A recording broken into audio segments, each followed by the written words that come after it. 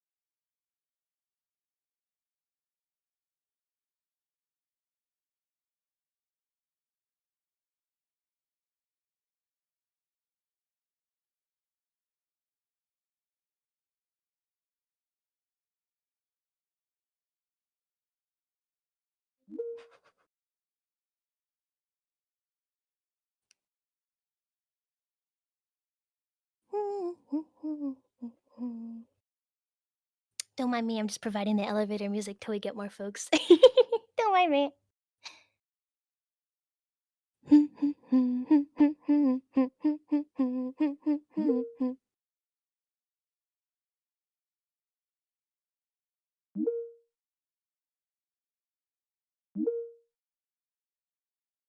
Insert elevator music. All right, so hi everybody. My name is Mia Paige. There's a lot of you all at once. Hi everybody. I hope you're all having a nice day. And yeah, I am a professional voice actress, singer, writer, and I'm a dungeon master for fun and just, all the creative things. I'm a big creative fan. And yeah, I've been acting since I was about 3 years old. So I've been acting forever now. I do have to say, I was the main character in Splat the Cat musical when I was 3. It was very fun. And ever since then, I knew I wanted to be an actress. However, that wasn't the easiest path for me because I am almost completely blind. My left eye is a plasthetic, it is glass, and it's really pretty actually. The guy who made it is very cool, and I like it better than my actual eye. So there we go. And my right eye has 2400, which is very, very, very legally blind. And according to all the doctors, have really bad vision. And I got to do all the cool genetic testing and stuff, so that was fun. But yeah, being an actress with that disability is kind of difficult, obviously, because I have a hard time with stage directions and such. But then I discovered the wondrous world of voice acting, which is a wonderful, wonderful medium for someone like me who is very attuned to sounds and vocals and such.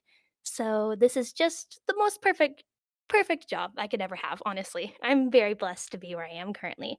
My most recent gig is really cool, actually. I got to be on the Netflix new Teletubbies as the audio description narrator. If you don't know what audio description is, it's basically like subtitles, but they're read out loud, which is really cool. And, I'm also blind. So most people that use audio description are blind or visually impaired. So I just felt very, very happy that I could, introduce a new generation of little blind kiddos watching Teletubbies, and now they can like actually listen to it because I didn't have that when I was a kid. So it's very special to me that I was able to provide that kind of stuff. And yeah, that's a little bit about me. Anybody have any questions before we get started? We're probably going to start talking about remote recording and such, and then we'll move into, having self confidence and, having motivation and stuff like that.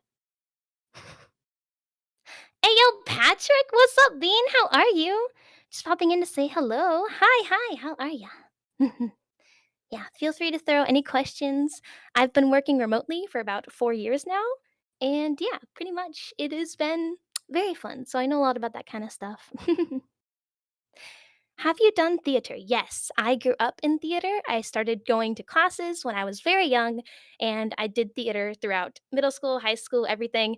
However, this is kind of an interesting point that some people, have an interesting like reaction to. In college, when I went to college, I'm still doing my degree and stuff, but people are like, "Why didn't you major in theater?" Because I chose to major in marketing instead of theater.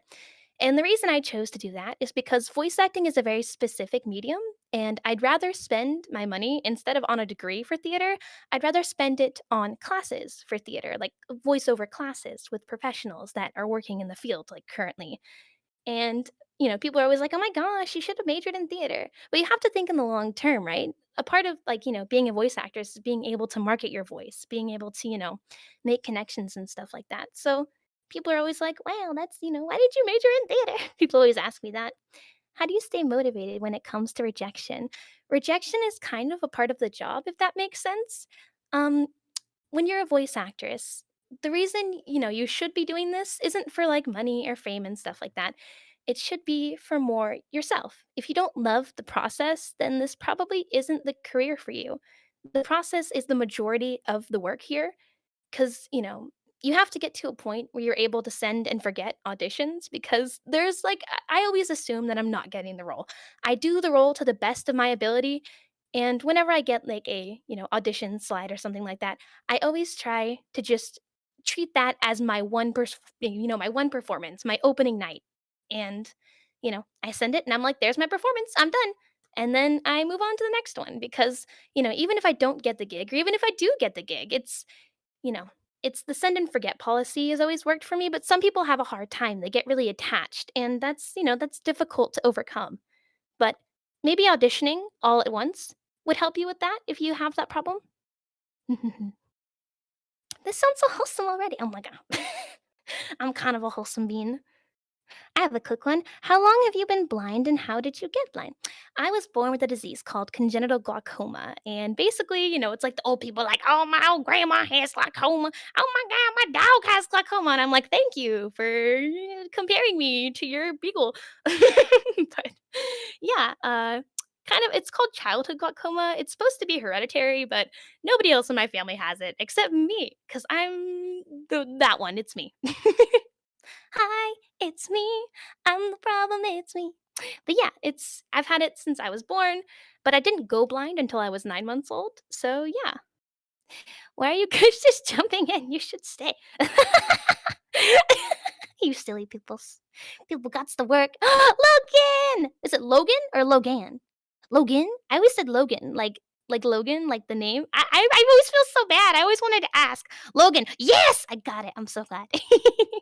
Jumping in to say, "Oh, you guys are so nice. Hello, hello." Logan like Wolverine. There you go. And I'm Daredevil. 9 months old. Yes. Baby. Work AKA ranking up in Overwatch. That's the real work, guys. What are you talking about? I'm on the fourth gym of Pokemon Scarlet and Violet, and I've already completed all the Titans. So I have to say my work is going very well as well. So good luck. But yeah, it's been a fun adventure, as a blind creative too. Cause it's difficult to work with people sometimes. They're like, "Oh my gosh, can you even read the script?" Like obviously at this point I figured out ways to read it myself. Forgetting what games are. There you go. Some people just aren't gamers too, to be honest. So I also stream for fun. Here's a good thing for getting rid of motivate, like not getting rid of motivation, getting rid of stress and having more motivation is what I meant to say. So you have to have things outside of voiceover to keep you going. Obviously, because if voiceover this is where you have the line between voiceover as a career and voiceover as a hobby, which both are totally fine. Some people try to push for the first one a bit too much. Like right now, I am also a full-time college student and I, am also a full-time voice actress and I'm also stream. So there's just a lot going on and you have to be nice to yourself. You can't expect yourself to do like 50 auditions a week and all of the rest of the stuff that you have to do. You have to like rank your responsibilities in terms of priority. And for me, streaming is my like escape. It's my stress reliever. I don't stream really for the money. I stream because it's fun and I just like doing that kind of stuff. And so you have to have something that you do outside of voiceover, especially if you want to make it a career. Like if it's your hobby, go do voiceover for fun, have a lot of fun, and then go back to doing your regular work. You have to pick and choose. Is it going to be your fun time? Is it going to be your job? You have to have a nice boundary between that. I have issues trying to find my range. Serious, jovial, apathetic. Oh, that's more particularly emotional. And that's something that taking theater, like improv classes, really helped me with personally because it's improv. You have to just act natural and make it work. So, yeah, that might be more helpful. One thing that's really helped me in terms of like, especially for animation and video games, just playing a lot of animation. I mean, not playing animation, playing a lot of video games and watching a lot of animation is really helpful because you can get a feel for the most recent trends in the industry. You can get a feel like, oh, okay, not particularly copying voices because they don't need another voice. There's already a voice actor that sounds like that, but just getting the tone of voice, like maybe the tone, like where they did their inflections, like did they go up on the end, did they go down on the end? Like it's nice to learn just by absorbing the media that you wish to work in. Also, that also goes for commercials and audiobooks. I stopped skipping commercials recently because I want to do more of those because they're fun. And there's so many parts of voiceover that people tend to miss out on when they just hyper focus on video games and animation. So branch out, absorb the media that you want to work in because that's definitely going to be the best way, you know, to learn. Learn by exposing yourself. Supposed to do an assignment. Oh, go do your assignment.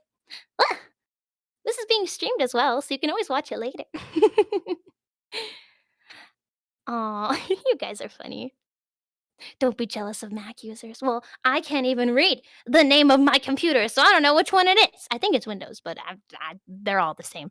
I'm really bad at technology, which is really awful when you're streaming, when you're being a live streamer. And also, you don't, starting off, this is for people that are new and things like that.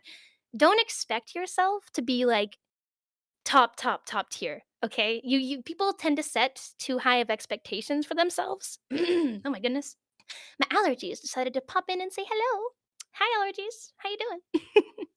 But yeah, don't expect yourself to hit all these.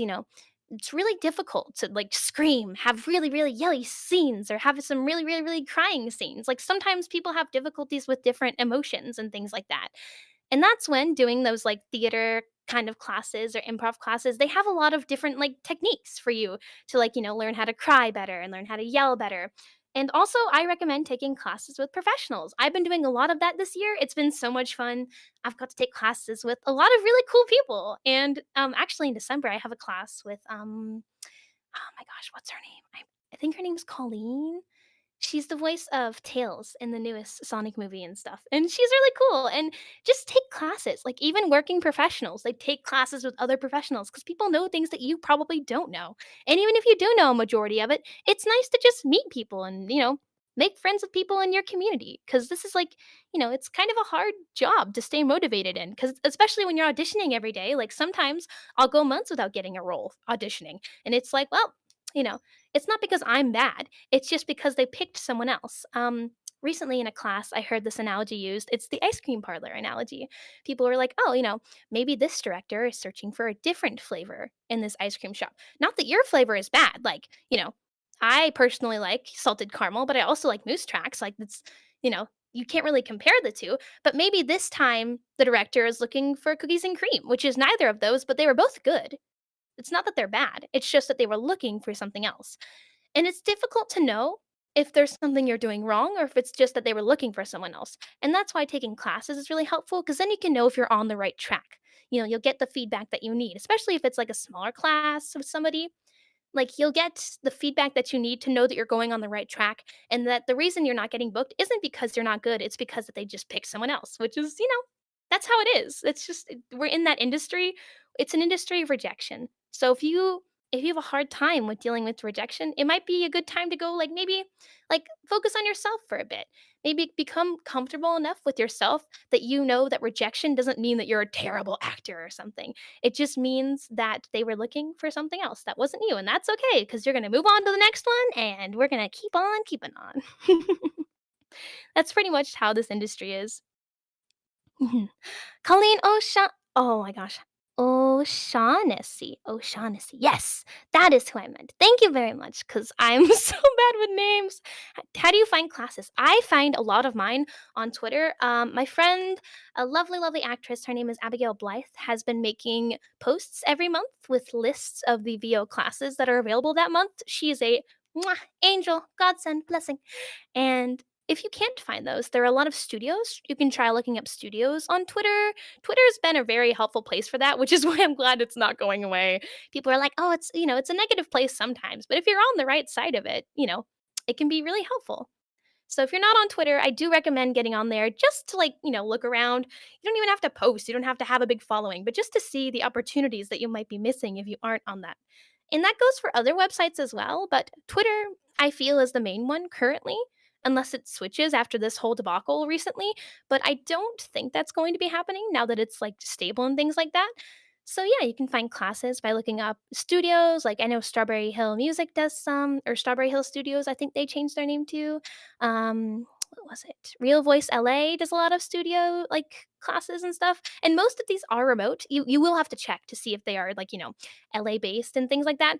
As a remote home studio VA myself, I am currently based in Florida, which there's not that many opportunities here. There's some commercial work and stuff like that, but there's not as much as, like, Texas or LA. But that's okay because, as a blind VA, it's difficult for me to get transportation and stuff. So obviously I have to work with what I have. And you have to be very, very, like, take care of your own career, if that makes sense.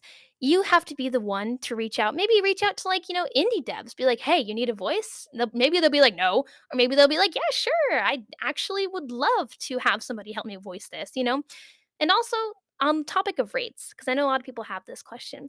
When you're first starting out, I believe that it is totally okay to do free work. When you are just beginning, like when you're trying to find your footing, at the very beginning, it is really good to do free work. And I recommend a site called Casting Call Club. You'll get your Minecraft things and your Roblox things, and that's totally fun. I did a couple back in the day. Like, they're fun. You know what I mean? That kind of stuff probably wouldn't go on your resume for voiceover because it isn't really original, quote unquote. So maybe don't put it on there, but do it anyway. Do it for experience if you're a new friend. Like, if you're a newbie to this industry, definitely, like, go for it. Do the free work, get the experience, make friends. And making friends is a really big thing too, because you're surrounding yourself with people who have the same goals as you do. And that's really important in anything. Like, you know, I'm joining a running club currently because I I need exercise and I don't really like doing it by myself. But being in a running club is really fun because there are other people that are running too. We're all exhausted. And it goes for the same thing for voice acting. When I first started too, I had a really fun group of friends and we sent each other auditions like, "Oh my gosh, you would sound perfect for this role." Or just things like that, having a support group. What's moose tracks? That's a type of ice cream. Thank you for asking. Chile! Oh my goodness, Chile is cool. Instagram pictures. People only show the good days. Exactly. Do you know, like, how long people wait? Like, unless they're in LA or something, like, and they can work every single day, which good for them. I have to, space it out sometimes, and that's all right too. I'm still working. I'm still getting little jobs. I just don't really announce them because they're not exciting enough for that. Just people tend to put a bit too much basis on, like, Twitter role announcements and things like that. I'm like, I don't need to let everyone know that I'm working because I am working. That's all that matters. And, I'll tell them about the big things because that's what I want to. But that doesn't mean you should discount the things in between. You know what I mean? Especially if you're making this a career, you have to make money, and that's all right too. Yes, Nyav, definitely. They're very cool. They've have some directing classes recently that have been really exciting. Mhm. Where can I watch the stream afterwards? I believe it'll be on YouTube, if I am mistaken. We're in spring and it's hot like hell. Oh, yes, I live in Florida, so believe me, I do know when things are, getting a little heated. It's fine. Directing and ADR scripting classes. Thank you so much. That is exactly what I was going to say. There we go. Thank you, Phoebe. But yeah, there's a lot of classes, and that classes are so much fun, you guys. I always have a blast, and that's the main root of this industry. Do you have fun when you're voice acting? Do you like sitting behind a microphone and just being a character? Do you like putting yourself in these character shoes? If you do, then this is a great career for you. Like, I'm the kind of person that just I love that. You know what I mean? I don't have to book the role. I don't have to be famous or make a bajillion dollars. Like, that's not why I'm here. I'm here because, I love voice acting. I think it's really fun and I get a lot of enjoyment out of it. And if you don't like the process, if you don't love the work that you're putting in behind every audition, even if you don't get the role, then this may not, be the right place for you. And that's okay too. You can still love and watch anime and video games and all that kind of stuff. Like, you don't have to do this. This is a fun thing that you can do. In regards to that though, there is, the idea of equipment. As a remote voiceover artist, I had to go through my fair share of equipment to find whatever works for me. And people tend to just go with the most expensive microphone or the one that like everybody else uses. And you have to think about your voice specifically. That might not be the best microphone for you. I have a higher pitched range. I tend to like sit up in a higher range, it's fine. That's just where I sit. I've been working on the lower tones, we're getting there, but right now I'm chilling up at the high pitch. And most people get like the Neumanns, which those are really great. I love the Neumann like TLM 103. Those are great. But I feel like it has a lot of like clips and I feel like it makes me sound a bit tinny. So the one that I'm currently using is the Austrian Audio OC18, which is just makes my higher range just flourish really well. And even if it's not the most like popular one, if the audio engineer knows their stuff for the project you're working on, or maybe it's an indie dev, maybe you're just the only audio they have, which is fine. They'll know that this is a good microphone. You're not trying to impress, you're just trying to get the best equipment that makes you shine. Like what can make your voice sound the best? And also for a lot of like projects and stuff, they need microphones to sound similar because, all these characters are going into the same game or the same anime. They need them to sound similar. And, that plays a big part into microphones as well. So that's why you might need to drop some money on that. And if that's not something you're ready for, that's okay too. Because, my first microphone that I had for a very long time was the Stellar X2 audio. And I really liked it. The Stellar X2 did me really well for a long time. But of course, I wanted to upgrade my setup at some point. I was like, I need to do better because I know that my voice can sound better if I have better equipment. So I saved up like the voiceover money and I could afford the Austrian audio. It took like maybe a year and a half or so. And that's all right too. Like it's whatever pace. You aren't trying to win a race here. Just because you see other people succeeding doesn't mean that you can't succeed alongside them. Like you're not running a race, you're walking at your own pace. It's not going anywhere. Your dream's not leaving you anytime soon. Like you can walk, you don't need to run, you don't need to sprint. Feel free to like take your time. And that's totally okay. People tend to like see everyone else posting like announcements like I got a role here and then think, "Oh my gosh, I'm not doing good at all. They got a like, why didn't I get it?" And like that's a really not nice mentality to have, and I know because I have definitely had those thoughts before because, every actor has, like, the bittersweet feeling. You're so happy that your friend is succeeding, but then you're also sad because you wanna succeed with them. That's just a part of being an actor. It's just a part of, how it is, and that's alright, but you can't let that kind of feeling overtake you because it might ruin really good relationships you have with friends and stuff. You're not competing with your friends. You're competing alongside them. You both want to succeed and you both can succeed. This industry is huge. Do you know how many video games and animations get like made every year? There are so many. There will be another opportunity for you.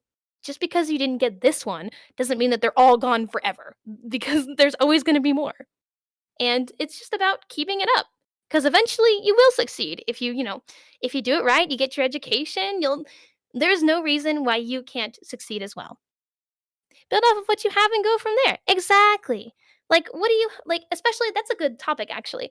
So, what makes you unique, right? What makes your voice, your story? Because at this point, it's not just about having, a good voice. That's not how voiceover works anymore. It's being able to portray certain emotions convincingly. Like, can you portray something authentically? Can you make it sound real?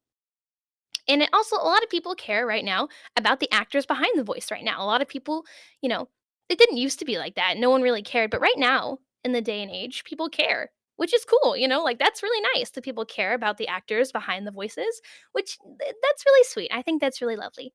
But that also, like, what do you have that is unique about yourself? My voice is naturally very high. Like, I tend to just have a bit of a kiddish sound. People tell me like, "Oh wow, you sound like a little kid." And then I look at you and you're like, a grown person, and I'm like, "Yeah, that's me. I'm grown. I am not a child," which is a big pain on the phone because like, what am I gonna do? Like, oh my god, hi guys. That just sound weird too. But yeah. So you have to find something about yourself that is unique. Maybe you have, and you have to think of what medium your voice would fit better. Mine fits more for like children's shows, maybe some kinds of animations. Like look at my recent job. It was for Teletubbies. That's a children's show, which is so exciting and really cool. But what like maybe you have a deeper voice. Maybe you'd be really good at audiobook narration, or maybe you'd be like really good at commercials. And people tend to overlook those areas of voiceover just because like they're not as fun as animation. Yes, they are. They are so much fun. And again, this goes back to if you love the process. If you love the process, you'll love doing those probably just as much. Although they're a bit more of a commitment when it comes to audiobooks, but maybe that's the right one for you, but you wouldn't know if you haven't tried it yet. So always don't miss out on opportunities just because you think you're not going to like it. It's always good to try something, you know, at least once. Like, go on and try it. It's not going to like hurt you at all. And yeah, you have to think about longevity with this particular career path because it may take a while before you see success in your career. It may take a long time before you see, the equipment that you paid for getting paid off. And you just have to expect that. That's going to be something that's, how much money does it cost to build yourself a sound booth, to get the microphone and the audio interface and things like that? You those aren't going to get paid off right away. So if you're willing to start, that's the same for every hobby, to be honest, cuz I feel like this should start as a hobby. It shouldn't start as like, "Oh, you know what? I'm going to quit my job. This is going to be my career now." That should never be the first option. I'd recommend treating it like, oh, I'm gonna go out and, play some basketball or something and my like, just as a fun hobby at first. I feel like would be the best way to start at this. Like, oh, maybe you really like photography or something. Like my mom likes photography, so she bought herself a camera. She's not a photographer, but she just likes photography. You know what I mean? Things like that. So maybe the best place to start would be getting yourself like, a regular microphone and doing the stuff on Casting Call Club for free or just things like that. Get a feel for it, make some friends along the way, and then get started because there's nothing stopping you. Like, go ahead, go do it. And yeah, anybody have any questions so far? I would love to hear them. Da, da, da, da. Audiobooks are really fun because you can pretend like you're telling stories to an audience. Yes. But yes, sore throat for every recording session. Yes, audiobooks take forever. I've only done like children's audiobooks so far. I haven't done like a full audiobook because I don't know. I don't think anyone would want to listen to me for that long. But yeah, I love audiobooks, especially as like, blind visually impaired person. I listen to a lot of audiobooks because again, you have to like immerse yourself in the medium that you're going to voice for. So you get a feel for it. So yeah. And a questions? If not, I can yell at you to be motivated more. Oh my gosh! You're good, okay? You're not bad. You should audition for that thing because if you don't audition for that thing, you never know if you could have gotten that thing because you never auditioned to start with.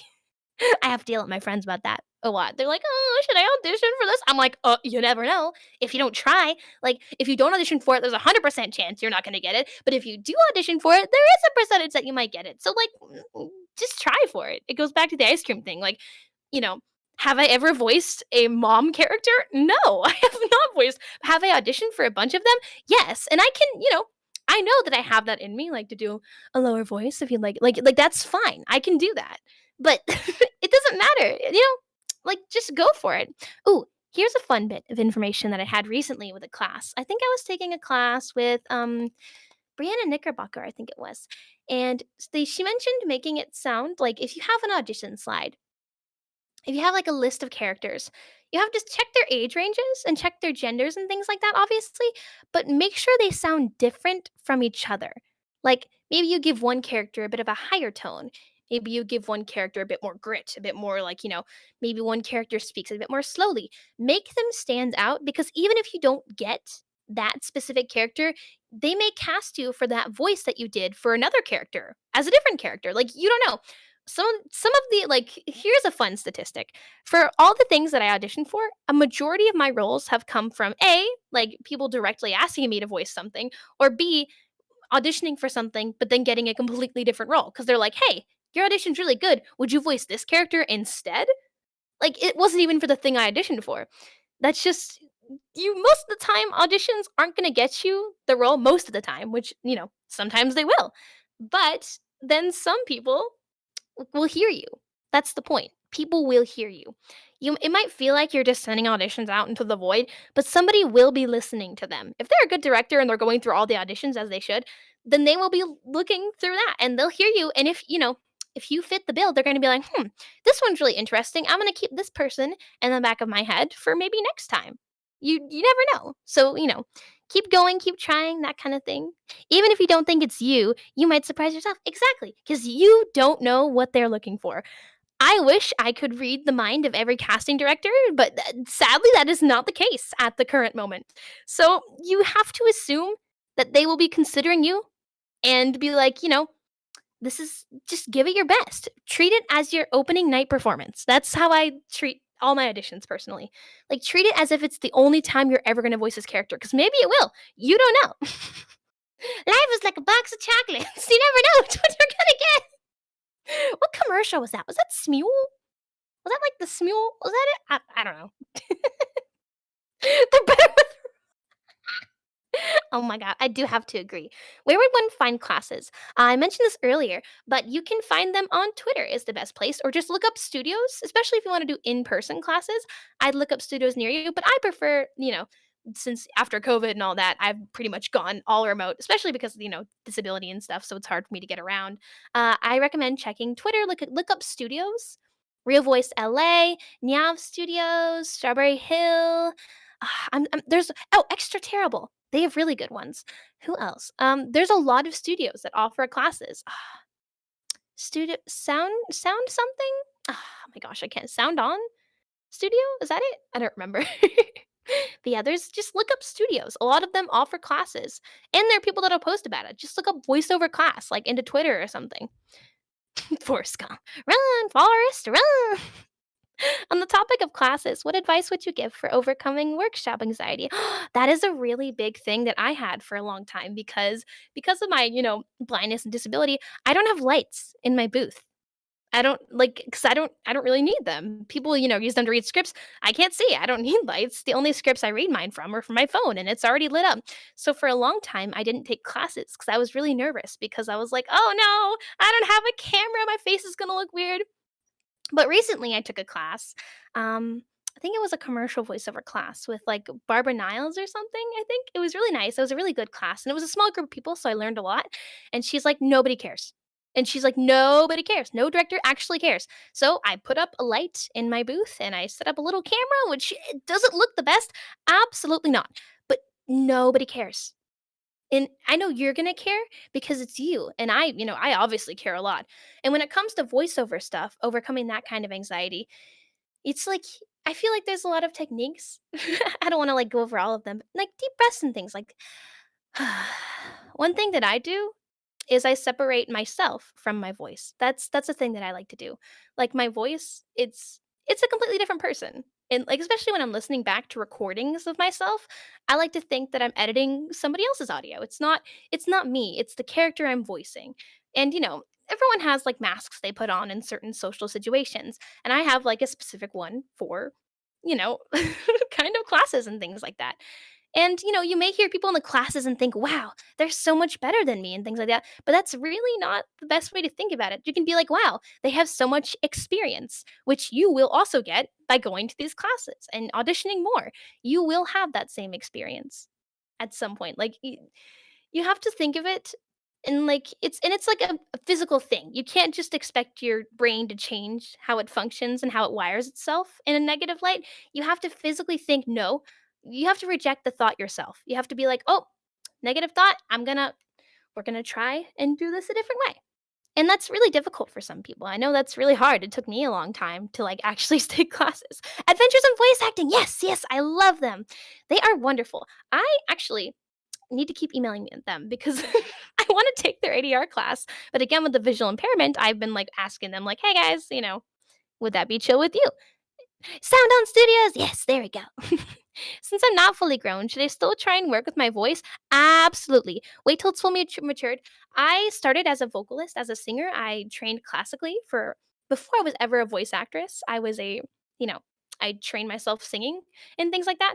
It's very good to train your voice at a young age because even if your voice physically changes, the muscle memory of like doing, speaking, singing, doing the correct things to make your voice sound a certain way, that won't go away. Even if your voice does change, you may have to change a couple certain things around it, obviously. But learning those practices beforehand will help you, you know, cultivate your voice in a friendly and healthy way. Because there's probably an unhealthy way to do it. I'm thankful enough that I began early, so I had a lot of people like telling me, "Oh, don't do that, don't do this." It's good to have a mentor, have a person like, and you can like pay for like specific tutors and things like that. Which I know people don't have money, and that's really difficult. But again, it's saving up. It's like any kind of hobby or anything that you want to do. You have to save up for it, and that's okay. Oh, my ugliness on camera, so nothing can make me insecure. Oh, was that a negative tone of voice? Was that a negative thought? Oh, you know what we do with those? You know what we tend to do with those? We tend to go, bro. I got into VI at 13. Yes, ma'am. Yes, ma'am. Yes, literally start younger. You can only go up. I promise. You aren't getting worse. My parents think it's odd. That is a very specific type of thing.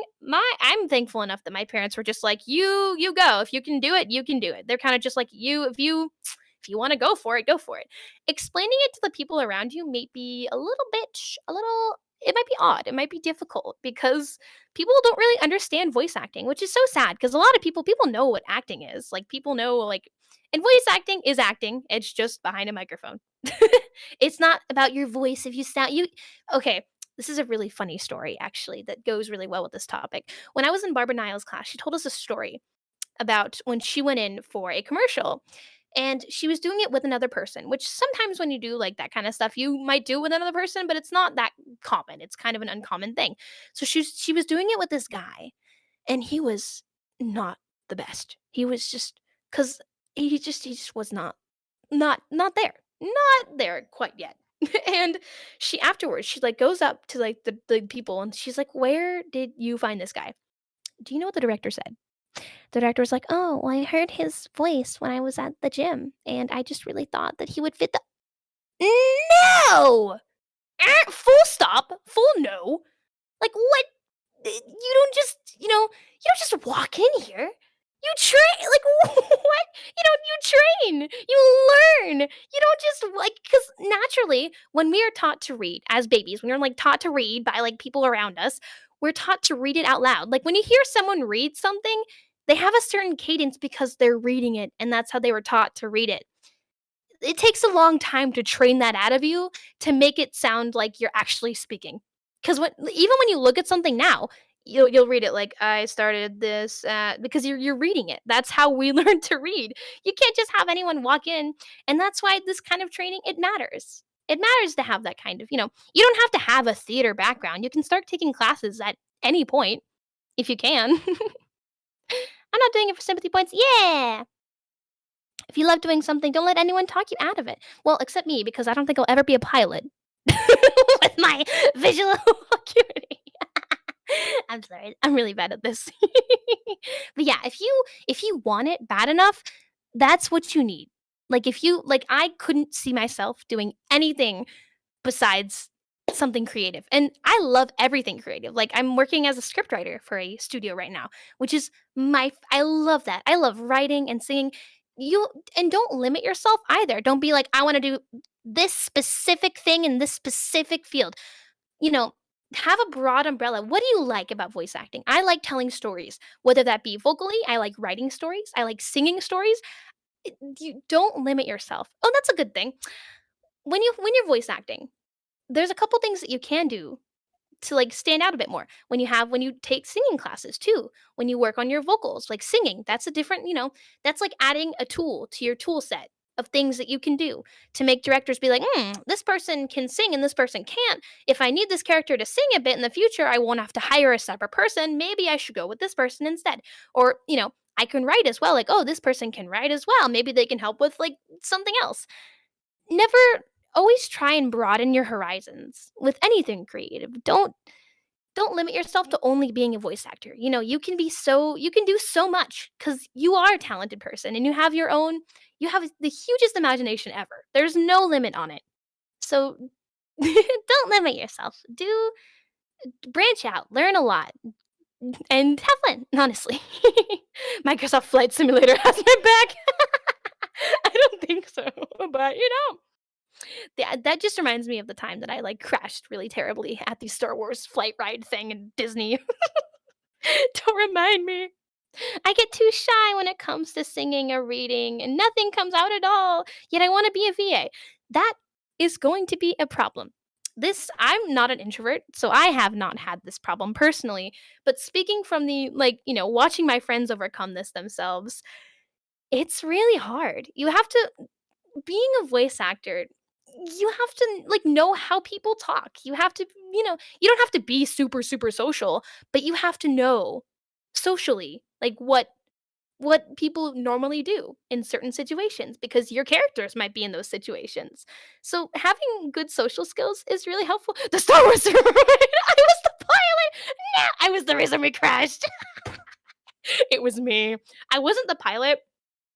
I think I was, like, one of the wings, but oh my god, that wing was on the ground the entire time. I apologize to my crewmates. No one drives worse than Italians. The blind person raises her hand. It's me. I have a talent. Oh, no. Oh, no. Please. Oh my god. Twinning. Oh my god. This is amazing. I have a twin brother too, by the way. Not a creative bone in his body. He's the most athletic, built, muscular man. He's like 6'1". I'm over here like, hi, I'm a little voice actress. So yeah, being shy is like totally fine. Like, you know what? People tend to be shy. And sometimes people tell me, like, I've had some friends be like, VA really helped me come out of my shell as a person, like become more social just in real life, like, in the everyday like life when you do things. So maybe it'd be like a helpful thing. This is probably when I'd start with like just free projects, just like, dip your toes in. This is when it would be really fun time to do something like that. I can't read out loud to my own mother. It got me kicked out of my trauma group. Oh no, honey, I believe in you. You can do this. I promise. And again, there's not a time limit.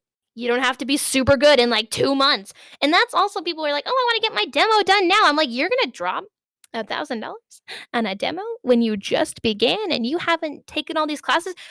Do you know how badly I wish I could re-record like roles I've gotten like maybe like 2, 3 years ago? Because I'm like, oh my gosh, I know so much more now than I did back then. And I was just like, ugh, I just really wish I could go back and record it because I know so much more. So don't rush it. Learn along the way. Take your time, learn, do good, take classes, do all the good things. All my family members are so pragmatic and voice acting is the most odd thing to them. Coming from a family of insurances people and nurses and athletic people, I completely agree. Growing up, my dad was really, really, really good at basketball. He was a good basketball fella. My brothers were really good at sports. They played football through their whole lives. And then there's me. And I'm like, hello, I cannot see. And they're like, do every sport that does not involve a ball. So I did swimming. I was a cheerleader. I did track. It was me. Cause I was like, oh, my family loves sports. I have to find a way to fit in with everyone else. Cause obviously, like, we have to have something to connect on. But I was always a creative kid. I used to write like stories. I wrote like entire like pages and pages when I was a little kid. That was me. I've always been a creative person. But it was weird because my entire family is not creative in the slightest. They're all very like, let's do math and science. And I'm like, can I draw now? And see, Like, and that's okay. It's they aren't gonna get it, but as long as they're supportive, that's okay. And if they're not supportive, even then, there are people that will support you. That's where making friends and having a support group really comes in handy. Just be and don't network. Like that I hate that word. That word is so like, oh my gosh, I'm gonna be professional, which being professional is really important. Start off professionally always. But then at a certain point, just be a nice person. Just be friends. Have fun conversations. Just be friendly. You know what I mean? I've been practicing my impression and Genshin Impact characters. Impressions is a very specific thing because copying you have to think in the industry because it's all really one the industry isn't as big as I think people think it is, which it is big, but think about it. Somebody whoever got cast for that role in Genshin Impact, which they're all amazing, I love them. But whoever got cast, there's already a voice that sounds like that. They don't need another one because they already have the one that they need. So impressioning is really good for getting like inflections. It's good for learning, ups and downs, like emotional, like weight and things like that. That's really good. But the actual vocal bit, you aren't going to sound the same as somebody else. You might sound similar, you might have similar qualities. You sound different. Everyone sounds different. So when you're doing impressions, don't think of it, don't copy if that makes sense. Like it's like the tracing art argument. Tracing art is fine until you copy the entire art piece. You know what I mean? Like maybe tracing this person's hand because you really like how that hand is drawn and like learning how to draw hands by doing that. That is fine. But copying someone's art isn't, obviously. It's the same thing for voiceover, I believe. If you're starting off even as a hobby, where can you get scripts and such to read and record? Oh my gosh, I love this question. So, there's a lovely website. Oh my gosh, I forgot what it was called. There's this website that I used when I first started, and it has like transcripts from all kinds of media. It has transcripts from Star Wars. It has transcripts from Disney movies. Reading those scripts and without listening, by the way, without listening to the characters, because that you want to be authentic, you want to be yourself, you want to give your version of Princess so and so, not whoever else's version, your version specifically. That is really fun. I loved doing that. Dragon, hi baby, how are you? I love her. She's so cool. I don't know if you read this question before or not, so please don't feel. Oh no, you're good. What keeps you going when it comes to VA? I love it. Like I have so much fun. I love voice acting. It's something that I feel like I can throw my wings out and just be myself. You know what I mean? I can throw myself into that booth and be like, you know what? I'm a sexy something and I'm a badass villainess today. And then I can be like, I'm a little mouse now. Like it's so much fun. I love it. Like I love auditioning. I love the process and be like sending it off and being like, boom, I did it. That's why I voice act because it's really fun and I love it. It's so great. And yeah, that's amazing. Do you have some sort of routine to take a step back? Yes, for breathing room. Sometimes, as I am also a full time college student and things like that. I have certain responsibilities that need to come first because I'm paying for my education. And that should come first before auditioning. Be like, oh, wow, you have to like set yourself a schedule, which is really hard for me because I am not a planner person. I am very much a spontaneous, oh, let's do this now. But you have to take a step back and be like, okay, we have to make a list of priorities. What matters the most? First off, you matter the most. You as a person. Did you eat today? Did you sleep? Did you drink your water? Did you do all the things? Did you wash your face? When was the last time you showered? Like that is first. Always first because you are first and foremost a person. Like before your job, before everything else, you are a human being that needs care. You have like you yourself, you're like a little plant. You have to water yourself. You have to like, feed yourself. Like you're a little plant.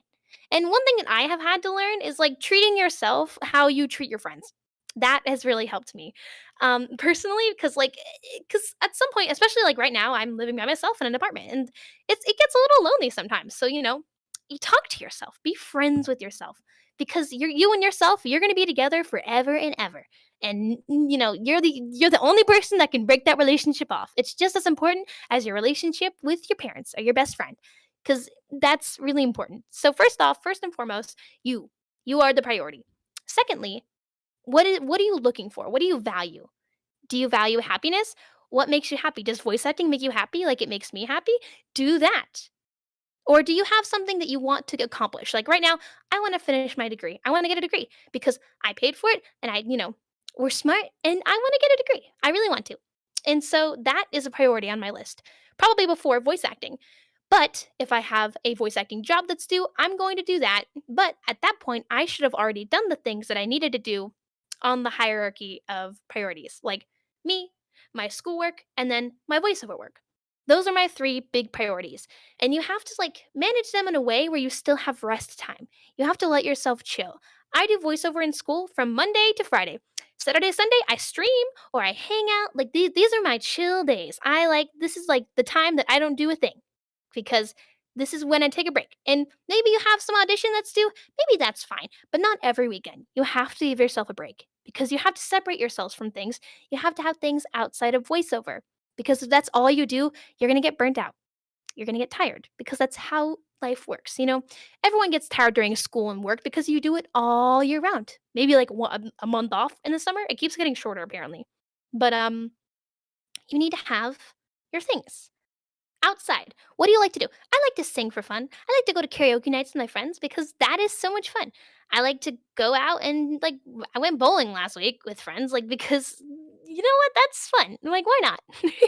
You need to give yourself a break because otherwise it'll be like you work 16 hours a day and find time to play video games, work out, and spend time with my family. There you go. Because that's what matters. That's your values. My family is a huge value to me, so I make time to call them every single day. I don't care what I'm doing.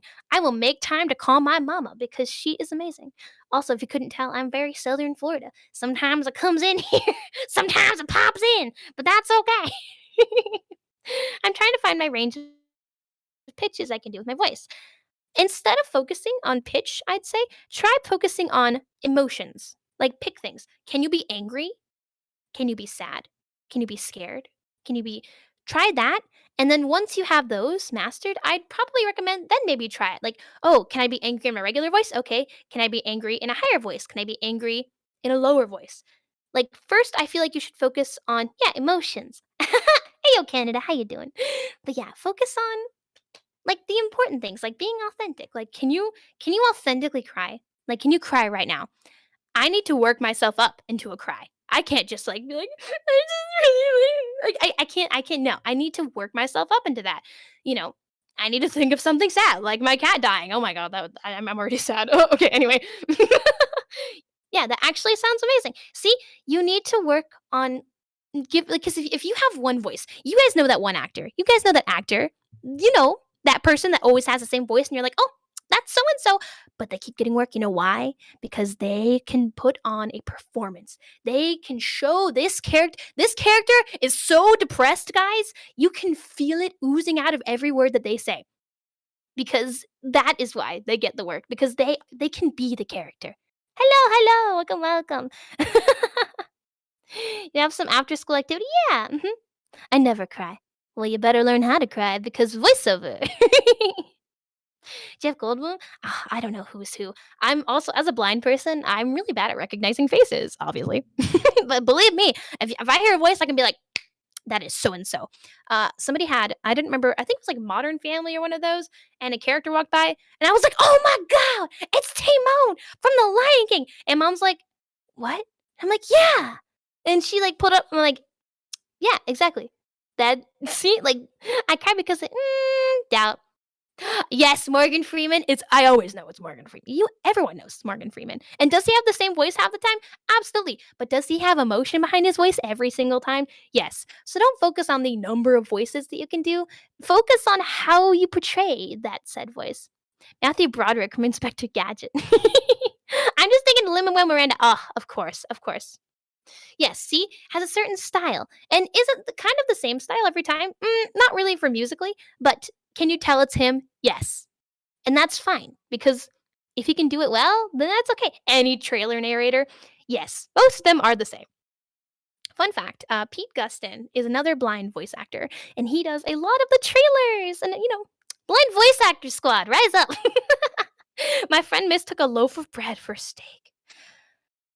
Your friend sounds about as visually impaired as I do, but that's okay. If he bit it, he would know that it was different.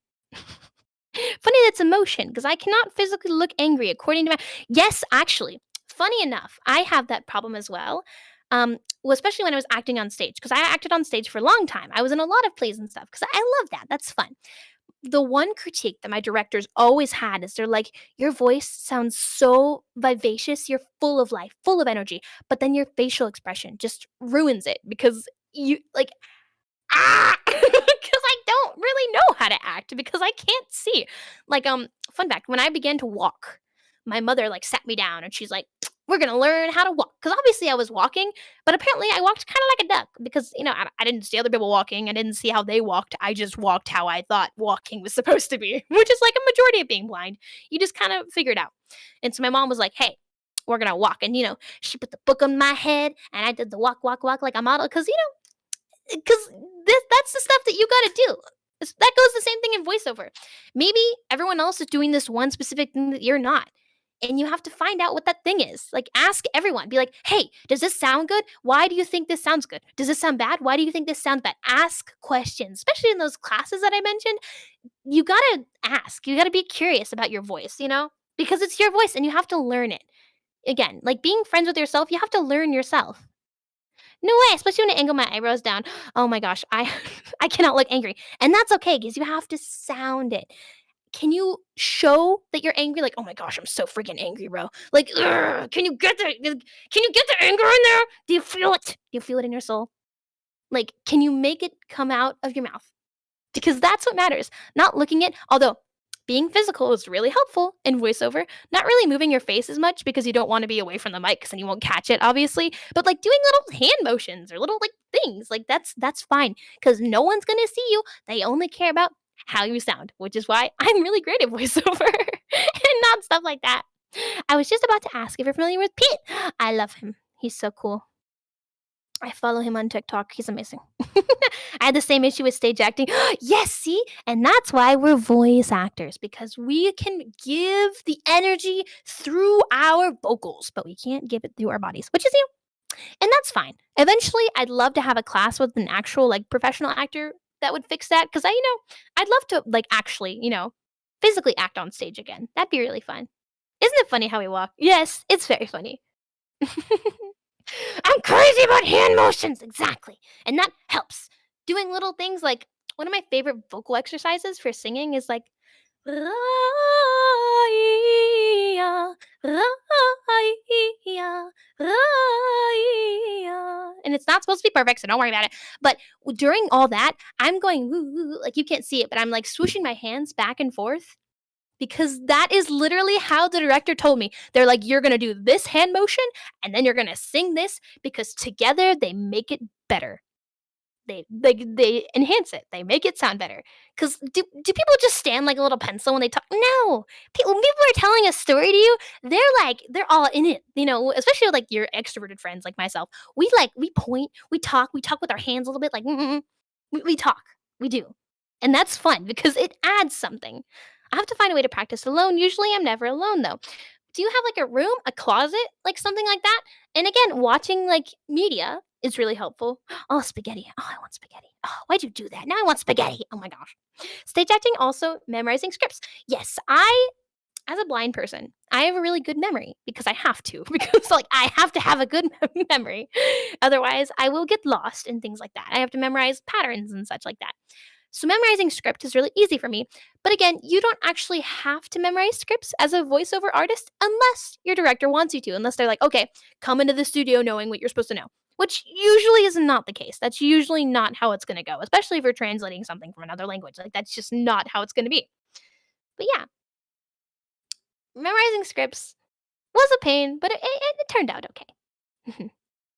My room was right next to the living room. Everything is linked. Oh, shoot.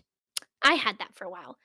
But yeah, if you're, again, it's about like breaking out of your comfort zone. 'Cause for a lot of people, this isn't comfortable at first because you're not used to it. You're used to just reading things like, I tried my closet once and I got stuck. But because that's how you're taught to read things. That's how you're gonna read it at first.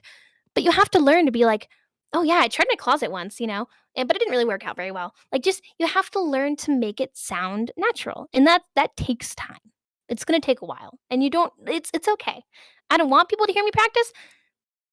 You're what's a nice way to say this? You gotta get over it. I don't wanna say that because it sounds so terrible, and I'm so sorry for everyone who has, like, social anxiety and stuff, because it's hard, and I know it's hard, and a lot of the like, that's really difficult. But for things like that, like, you have to break out of your comfort zone, otherwise, you're not gonna get better, you know? You have to go for it, you have to do it. It's like anything. "Oh, man, I really wish I could play violin, but I'm not gonna practice at all. I'm just gonna let it sit in my bed and, maybe it'll play itself." Like, that's not how it works, you know? You mentioned commercials. I've done a small amount of commercials. I love commercials. Commercial work, and I'm curious to know about trends. Is it mostly conversational? Yes, it is mostly conversational.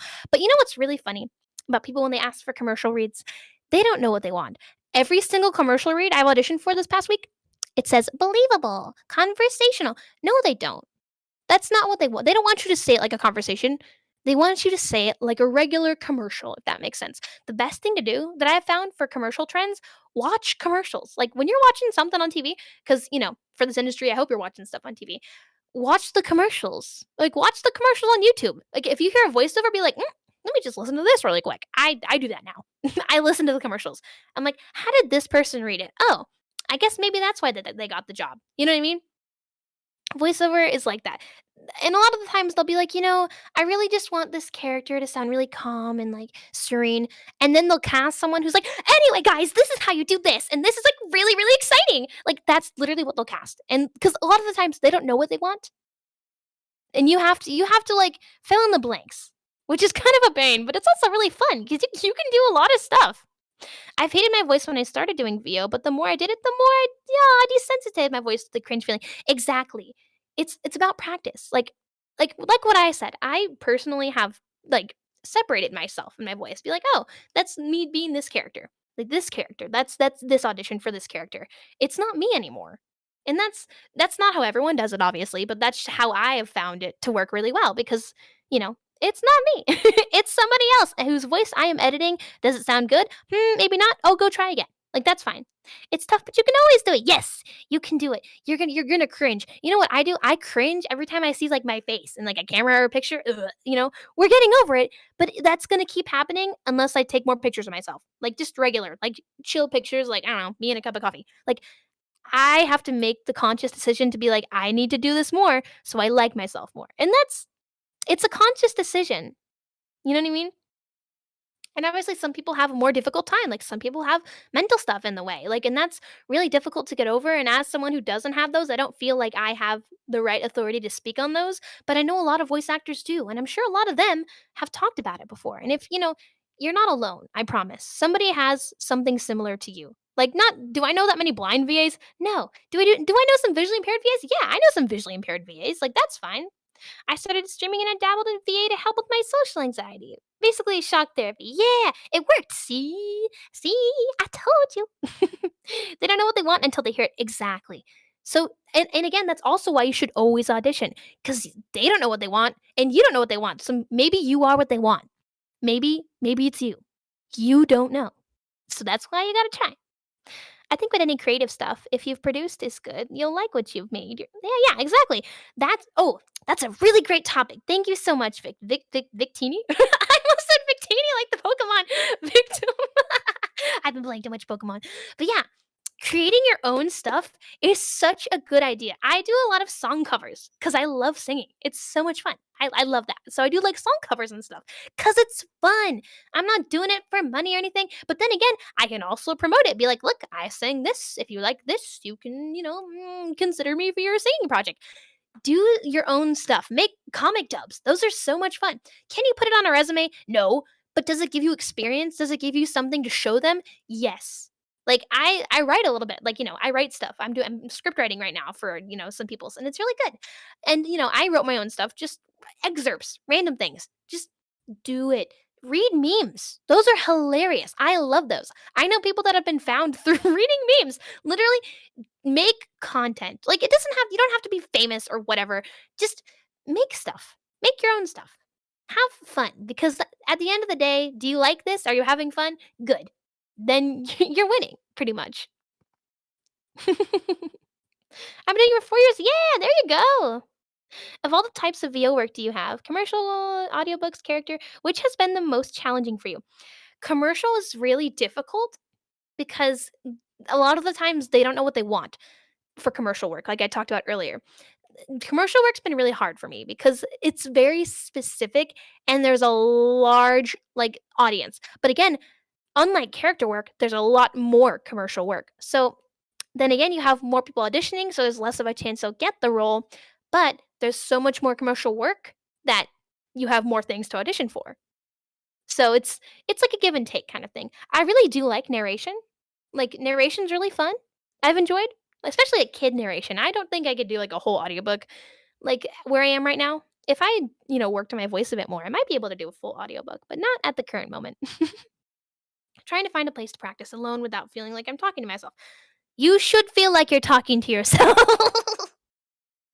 You are your audience. Or if you want to be fancy, I actually hold on. I have a Snorlax Plessy. He's really cute. He's sitting right here. Hey, buddy. I just really wanted to tell you that you're a really good guy right now. We've been through a lot of things together, and I really appreciate all the help that you've given me this past couple of years. Giving someone to talk to. I really appreciate it. Like, literally, do it. Like, find something. I talk to my cat. My cat is the best listener, guys. Like, you like even if it's yourself, again, you gotta be friends with yourself because that'll be really hard. Pokemon beloved, yes. I have a problem. Who's your favorite Pokemon? Oh my gosh, guys, why? Okay, I really like Alchemy, but there's this new Pokemon called Tinkatink. It's called Tinkatink, and it's like a little bit. Okay, go look it up. It's so cute. Sylveon, same. Auditions you like could end up in DIY. Literally, but here's the thing. I wouldn't use audition scripts to the T in demos because you didn't write that script and you don't own that script. What I would recommend is maybe using it as a basis, right? Be like, oh, this is good. Change words, don't say companies because it'll just save you trouble down the line. And it's also really funny. I love listening to commercial demos where people make up like company names. I think that is so funny. I love that. And like, you wouldn't want to use because it's not your script. You don't own it. But yes, looks directly at you. Oh my goodness. Thank you for the tips, Mia. It really, really helps me. I have to go for now, but thank you so much. Yes, I wish you all the luck ever. If you love it, keep going. Reach for your dreams. Go get it. Snatch it. Throw it out of the sky. Go to pew pew. Do it. Meow, meow. Daily voiced memes take a lot of work and dedication, but is it fun? I love voicing memes. I think voicing memes is so much fun. Bye. The Mia tips are wonderful. Thank you, Mia. You guys are also lovely too. My cat is not the best critic. He just runs into my face and asks for food. That's really fair. Sometimes cats are like that. But again, who's your audience, right? Who are you appealing to? Are you appealing to that cat? If make your audition about food. Like literally start doing a commercial about food or something. Beauty is God. Guys, come on, let's be real. We know. What do you put for demos? Okay. This is a difficult question because my opinions have kind of changed. My first demo was a demo that I wrote the scripts for, and I had a friend, mix it, and it lasted me for a good while. It was a good starting demo. Would I send that demo to agencies? No, but for indie casting calls for independent work, yes, that's fine. Make your own demos. However, that was a character demo. That was an animation video game kind of demo. If you're doing like creature sounds, if you're doing like a specific kind of demo, like audiobook narration, you don't need as much editing for that. And if you did like one narrating something, again, I wouldn't recommend doing actual books or scripts. Maybe unless they're like public domain, I'd recommend writing something of your own. That kind of stuff is fine, I think, to put on your website to send to places. But when it comes to a professional like animation video game or commercial demo, you might want to, I would recommend commissioning a studio, but you have to think about when. Because some people are like, "Oh, I need a demo every 2 years." I'm like, "No. No. If you haven't changed, if your acting style hasn't changed in those past 2 years, you don't need a new demo." But if you're just starting out, if you're learning, maybe make one for yourself. Record some stuff with a friend and then make that into a demo. Add some audio backing and stuff. And I personally, if you're like worried about using like DAWs, digital audio recording spaces, if you're worried about that kind of stuff, there's a lot of YouTube videos. I personally use Reaper. There's all kinds of YouTube videos on how to use Reaper. And I learned all that. I also have Adobe Audition because some clients are like, "Oh, do you have Adobe Audition?" I'm like, "Yeah, I can use Adobe Audition." It's totally legally acquired, totally, 100%. And yeah, you gotta do your research, figure it out, but don't send like self-made demos to agencies. I don't think that may not go particularly well. Tink a tink. Oh my god, I love it. It's so beautiful. Le chonk. Wait, why was that French? I'm so sorry. Anyone who's French, I'm so sorry. Best critiques from cats. Exactly. Cats are very honest with you. I'm a very honest person too. I'm a little bit blunt. I got in trouble for that. But I always tell you how I feel. So enlightening. Yeah. Your cat doesn't meow. So inspirational. Only when I'm near the football. Oh my god. Y'all are so funny. I love acquiring Adobe products legally. Yes, legally, of course. What I would need to change my demo. Yes, but yes, taking classes, learning, take local theater classes too, like improv classes. I have so much fun. I love improv classes. If you're a little shy, that might be a good way to get yourself out of your comfort zone because you gotta get up in there and do it. Gotta do it. It's very fun. It's very entertaining. I have a fun time. But yeah, when you're first starting off, maybe make a home demo. That's fine. Once you've taken classes, maybe a year or two, like you've been, doing your indie projects, you have a couple like indie things in your belt, you've done some good stuff, commission a studio for your demos. Like, do your research on studios. Like, do they take online? Do they do and make sure you do your research because some studios aren't the best. You have to think about reputation as well. Has this studio worked with really, good and working actors as well? Because this is the stuff that you're going to send out to your agents. Make it good. Make sure that it is good. What languages can you speak? I can speak English and a little bit of Spanish, but not enough Spanish where I would apply for casting calls that are Spanish. Like, I'm on the boat. I took Spanish for like 6 years. I know if someone speaks Spanish to me, I can understand it, but I can't exactly speak it back if that makes particular sense. But I can read Braille, which is kind of fun. I can type Braille. I don't use Reaper or Adobe Audition. I use Ableton. Ableton I've heard good things about, but I haven't heard it myself. Again, it's a DAW. Use whatever one that you feel comfortable with. If it works, it works. Because in the end, you're not an audio engineer, unless you want to be, because there's not a lot of audio engineers, so you would probably get more work than being a voice actor. But it's a lot of work. So if you're gonna do that, I'd recommend like getting a degree in like audio engineering and things like that. But use whatever works for you. People are like, oh my gosh, this styl's better. This styl's better than that one. No, it's not. If it works because you're a voice actor. You're not you're not the one who should be doing the final mixy mix, all that kind of stuff. You're recording your voice to the crispiest quality possible. That is your job. That is your work. What are your thoughts on using previous work for demo purposes? That is good. It depends on the previous work, yes? So, if you did something for a comic dub, did you do like a Genshin Impact comic dub? That is cool. That is so much fun. Should you use that in your demo? No, because think about it.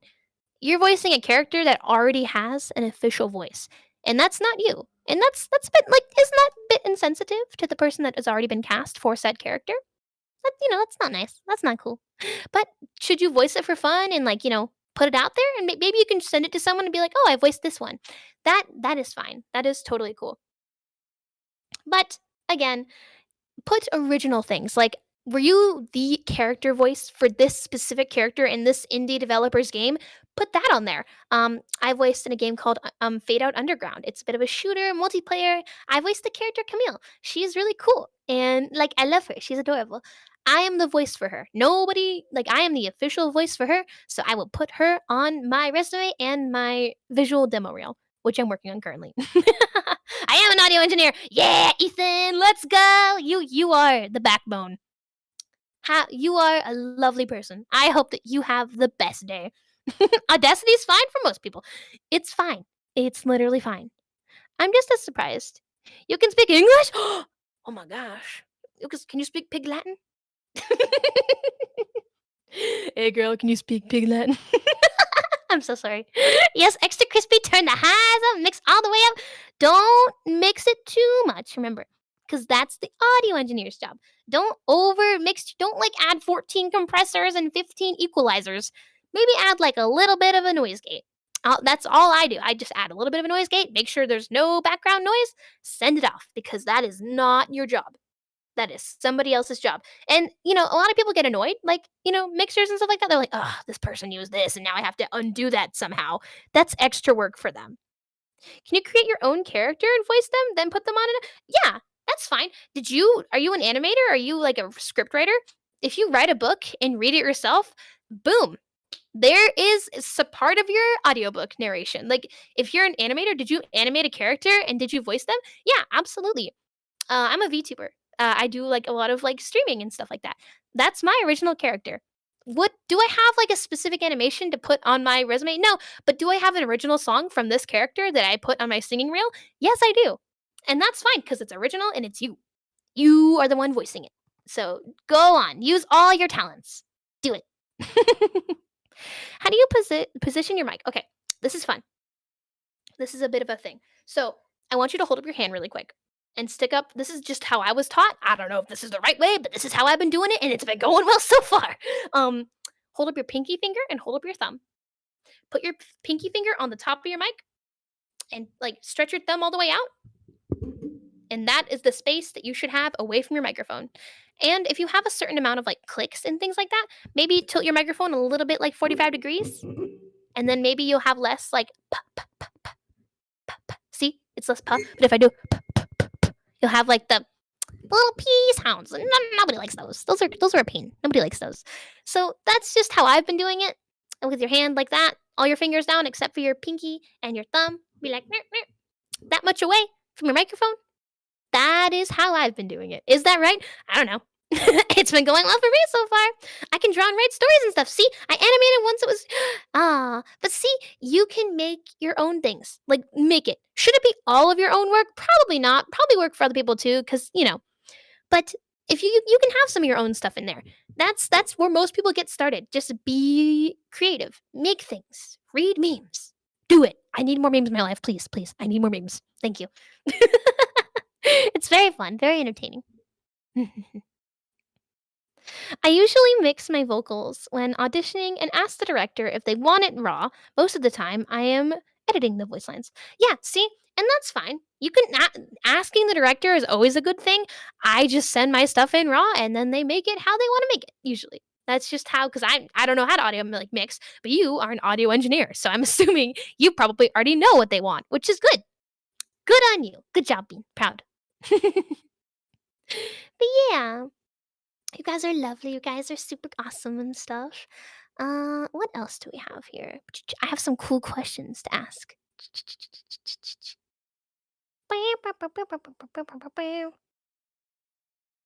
Oh, here's one. I have one. It's accountability. It's holding yourself accountable for things. Be like, do you want to audition for that thing? Do you know when the deadline is?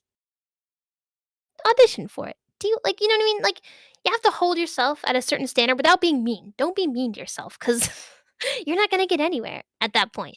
But you do have to like set yourself a bar and be like, okay, I'm gonna do this, and this is what I'm gonna do. And say if you don't meet that bar, don't beat yourself up about it. Be like, you know what? Maybe that bar is a bit too high. I'm gonna move it down. Maybe I'll do 2 auditions this week. Maybe I'll do 1. And like if you set your bar and then just keep raising it. Like if and then keep meeting it. And then eventually you'll feel comfortable enough.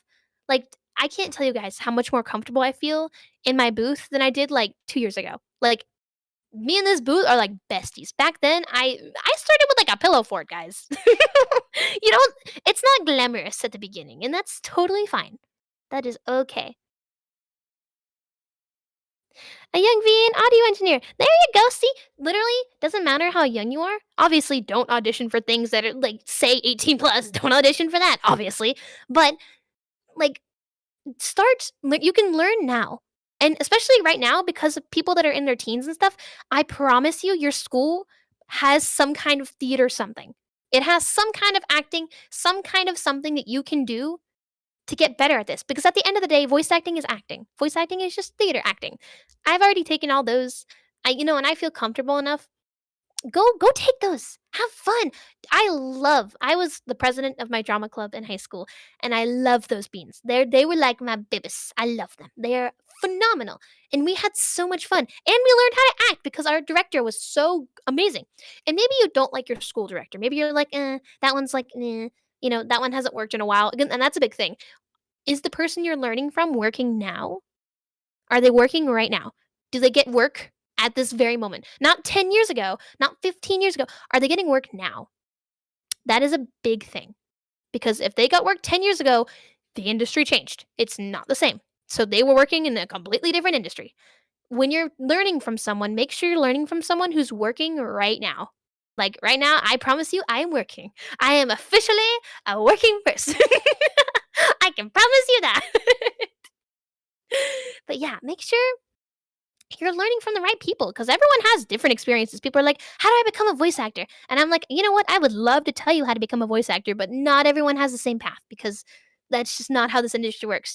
It's not like, oh, I want to be an engineer, go to school, get a degree, get a job. Like, and of course, it's not that easy either. But this career is so specific because you don't know what opportunities you're going to get. Bye, me. Have a good one.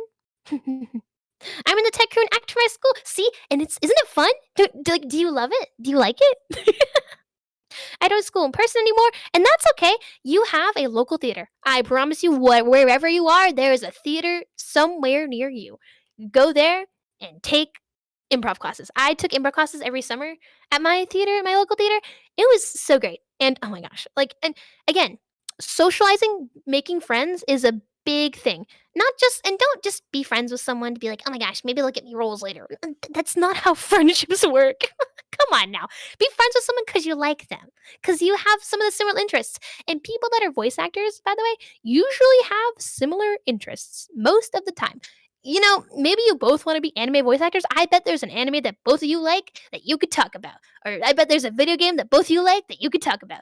Just make friends. And you'll get better socially, you'll get better, like, you'll have relationships. It's so much fun. It's really a lot of fun. At least in my experience, I've had a great time. Just be friendly. Don't, networking, quote unquote, is important. It's a thing. Taking classes, not only are you learning from these classes, these people that are teaching these classes are seeing you and hearing you. And that's important too. Because they, one, will give you good feedback, and two, might think of you later. Maybe they won't. You don't know. You can't control their brains, but they might. Like, you don't know. Always leave the doors open. Like, you have to make your own opportunities because they aren't just going to show up one day. You have to put in the work, put in the work, put in the hours, do the things. I do my school theater and cast, but I want to find more local theaters to do. Yes, do it, do it, do it. The school director is an English teacher too, and yes, a lot of people that like theater and stuff also like writing. A lot of the time, and sometimes they don't. Like, people are always different. Same goes for animation. You need people that are currently working because the creative industry changes very rapidly. Of course, like, it's always changing, and that's why you have to change too. You change with the times or you don't get work, and that is sad. Again, that's also why you should keep in touch with what is popular right now. What show, what movie, what video game, like, what is breaking the industry right now? What are people liking? Go look at it. You don't have to play the game. Like, go look up scenes from the game. Like, do it. It'll be helpful. Your phone isn't a problem. Yeah, I'll use my phone and mic. Hmm. Instead of that, I recommend one of the I know, you may not have a lot of monies right now, but then this is something to save up for. Like, I saved up for my stuffs too. Christmas money adds up at some point. Maybe one of the $100 mics, the Stellar X2. I have to cough. That I mentioned earlier. That is, I think, 200. Let me check. Let me grab some water really quick because talking for a long period of time. This is why audiobooks take forever.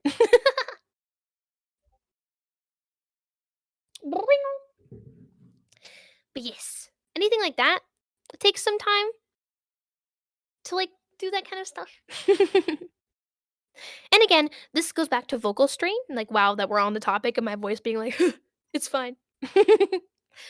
Taking care of your voice is a really big deal. Anybody played an instrument? Anybody in here?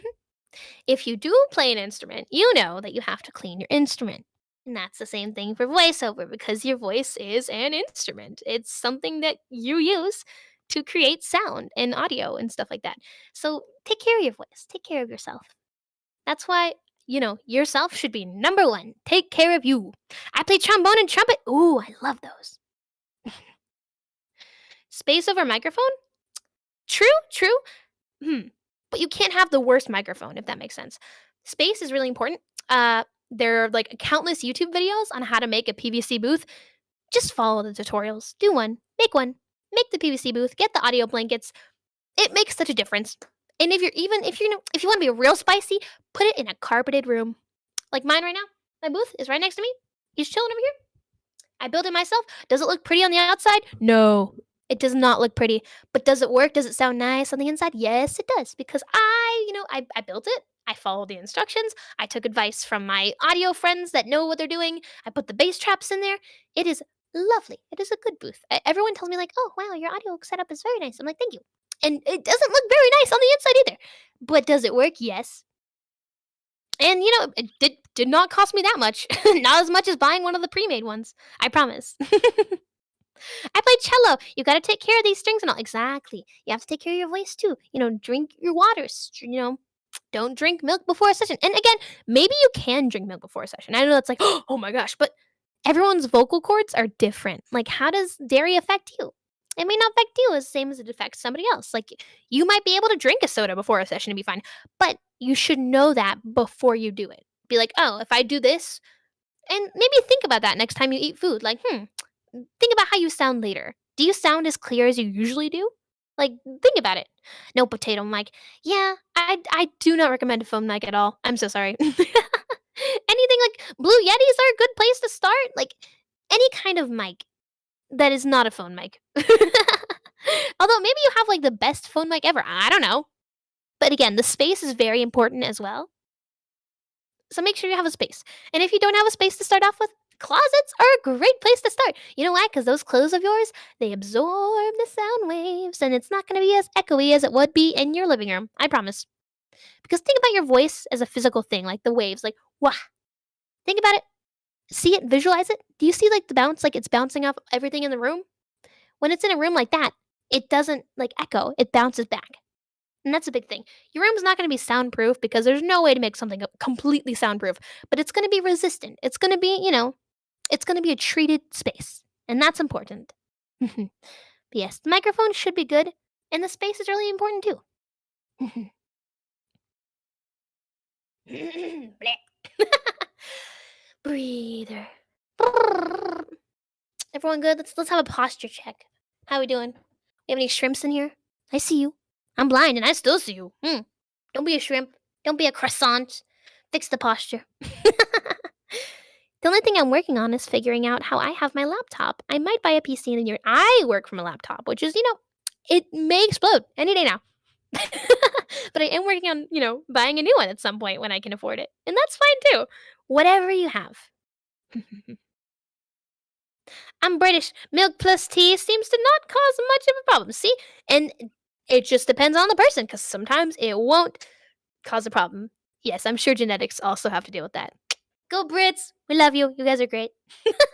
Hot water or cold water? That is a good question. I regularly drink, like, cold water is a bit of a shock to your cords. So, like, but then hot water is also a bit of a shock. So maybe room temperature if you can.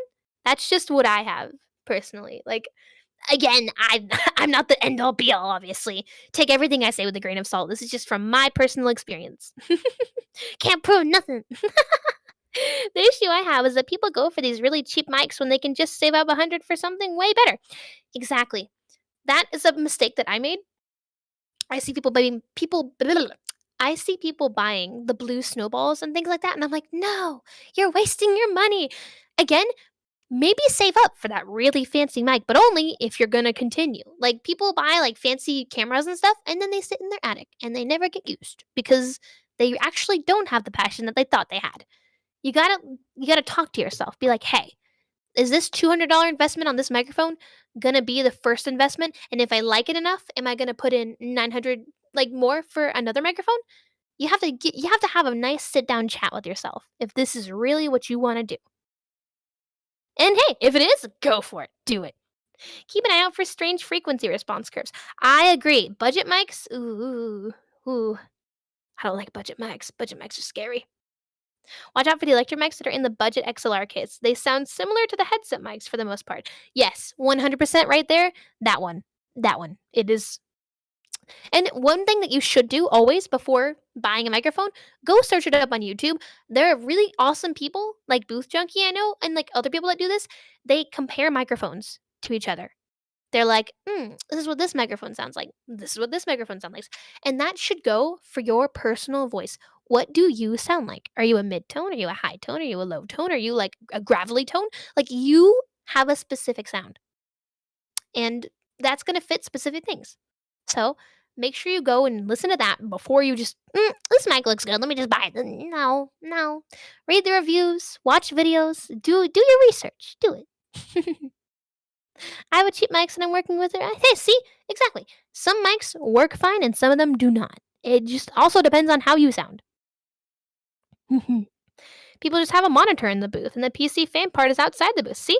And that works fine. My PC right now is outside of my booth because I don't want it to have the fan noise. I walk back and forth between my booth and my PC, and that has worked fine for me so far. It might not in the future. Who knows? I might get a quieter PC and I can put it in there. That'd be super great. I bought used equipment on eBay as a start, and I got some amazing deals from there. See? Look around for the deals. Ask people who know audio, and I'm sure there are people in here that know a lot about audio. Like, ask around first. Booth Junkie, yes, I love Booth Junkie. He's amazing. His voice is lovely. Shotgun microphones should be more resilient than large diaphragm condensers, so I think there's more safety in the used market. Used market, don't underestimate it. It's a microphone. Like, just because somebody's spoken into it before, it's not like contaminated or something. Used is fine. My audio interface was used. I had a Scarlett Solo. I didn't like it. It broke very easily. I'm currently using the Solid State Logic 2 interface, and it's working really well for me personally. And again, it's all about you and your computer and your setup. It's not the same. And that's why voice acting is a bit of a hard industry to get into. It's not all the same. You have your own path that you get to take, which is cool because then later you can be like, this is my voiceover story. This is my voiceover adventure. That's just how I see it personally. Booth Junkie can play a heck of a Wolverine. Yes, he could. Booth Junkie for the win. Check out Goodwill too. Ooh, Goodwill. I have not checked that out. Maybe I'll go there. Ooh, heck, who knows? I'm gonna get job for Mike. Yes. Work. Save up for Mike. Get the mic. Do good. And again, just because you have a really good mic also doesn't mean that you remember, you have to have to back it up. You can't just be like, oh, I have this $1,000,000 setup. I must sound good enough to get a role. That's also not the case. You have to have the acting to go with the mic. It's they work together to make the output what it is. You can't just be like, oh, I'm a really great actor, but my microphone quality is so bad. Or be like, oh my gosh, I spent millions and millions of dollars on my setup and I'm not getting roles. I wonder why. And you have to have both of them.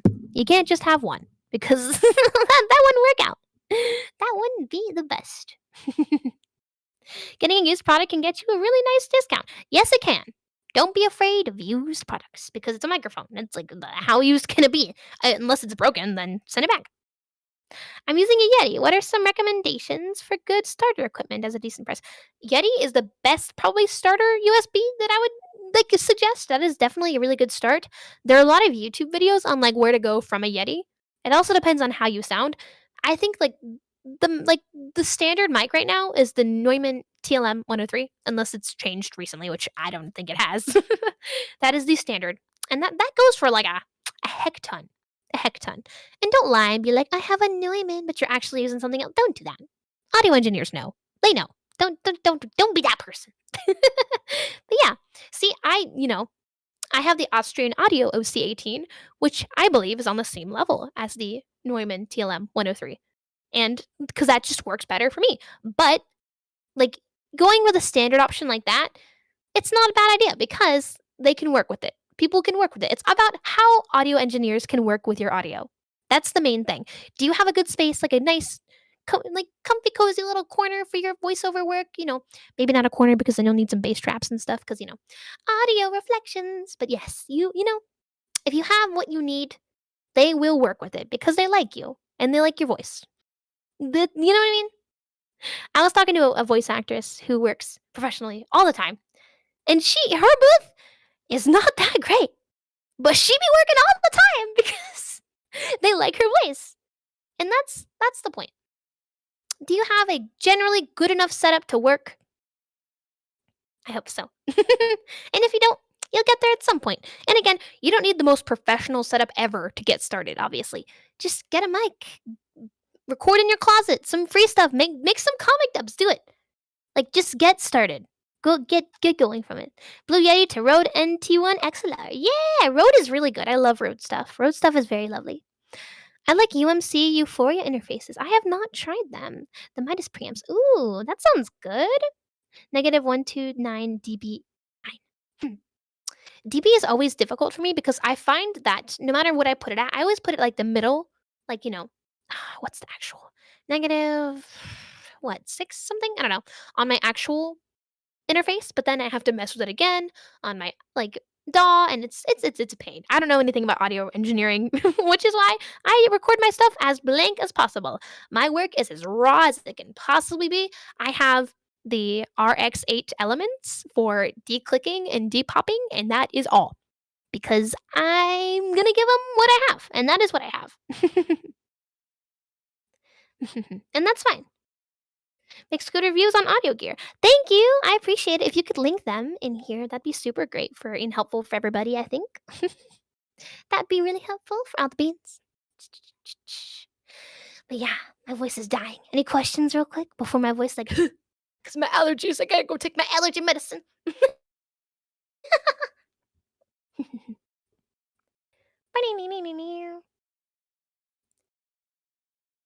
There we go. Thank you, Scorp. I appreciate it. Road is nice. Oh yes, road is very nice. I like that. I got a snowball and Yeti confused. That is okay. Don't get a snowball. Don't do it. I made the mistake. I got a snowball. It was bad. Don't do it. They aren't good. They sound like phone mics. Phone mics probably sound better. They probably sound better, to be honest. I promise. Road is nice on the. Oh yeah, it's affordable. Road is nice and it's on the affordable spectrum. I think not just in the UK. I think it's affordable pretty much here in the US and I think in Canada as well. For my Canadian friends. Where are you the most active in terms of talking to peeps? I am most active on Twitter usually, but I'm also really active on Discord. I have a lot of I DM a lot of voice acting friends on here. Just make your friends in different places and then keep up with them. Don't just leave it hanging. You know what I mean? Check in, be like, "Hey, how are you? How you doing? Any good work?" You know what I mean? This is just friendship advice now. Just talk to people, reach out. I promise they aren't going to hate you or something because I know a lot of people are like, "Oh my gosh, it's going to be so weird if I just text them out of the blue." No, it's not. If they like you, it's not. And if they don't, well, oh well. You can't really do anything about that, now can you? But yeah, I'm mostly active on Twitter at Mia Paige VA. Hold on. I will write a little thingy thing. Hold on. Twitter. Oh, actually, hold on. I have a cool thing. I have a link tree with all my Mia links on it. Hold on. And I have a website. I'll pop the website really quick if that is okay. I don't know if links are fine. Probably. That link's not allowed. Oh, just kidding. It's not allowed. Never mind. Never mind. I'm sorry. I broke it. Oh no. I'm sorry. It shows. Oh, okay. I broke it. I'm so sorry. Ah. But yeah, I'm mostly active on Twitter and things like that. And also, make a website. You People are like, "Oh my gosh, I really wish I had a website. I'm gonna hire a web designer for no." Card is free, everybody. You can start on Card for free. You have the little dot card. Nobody cares. Nobody cares if you have the dot card on the end. And if they do, then come on now. But it is nice to have your own domain name if you can afford it. Go get it. Get it. Make it yours because that's cool. It looks professional. And professionalism is really important, especially in emails. If you're reaching out to people, just be professional, be polite. Things like that. That's kind of a given, I hope. I hope that's a given for everybody who's worked a job.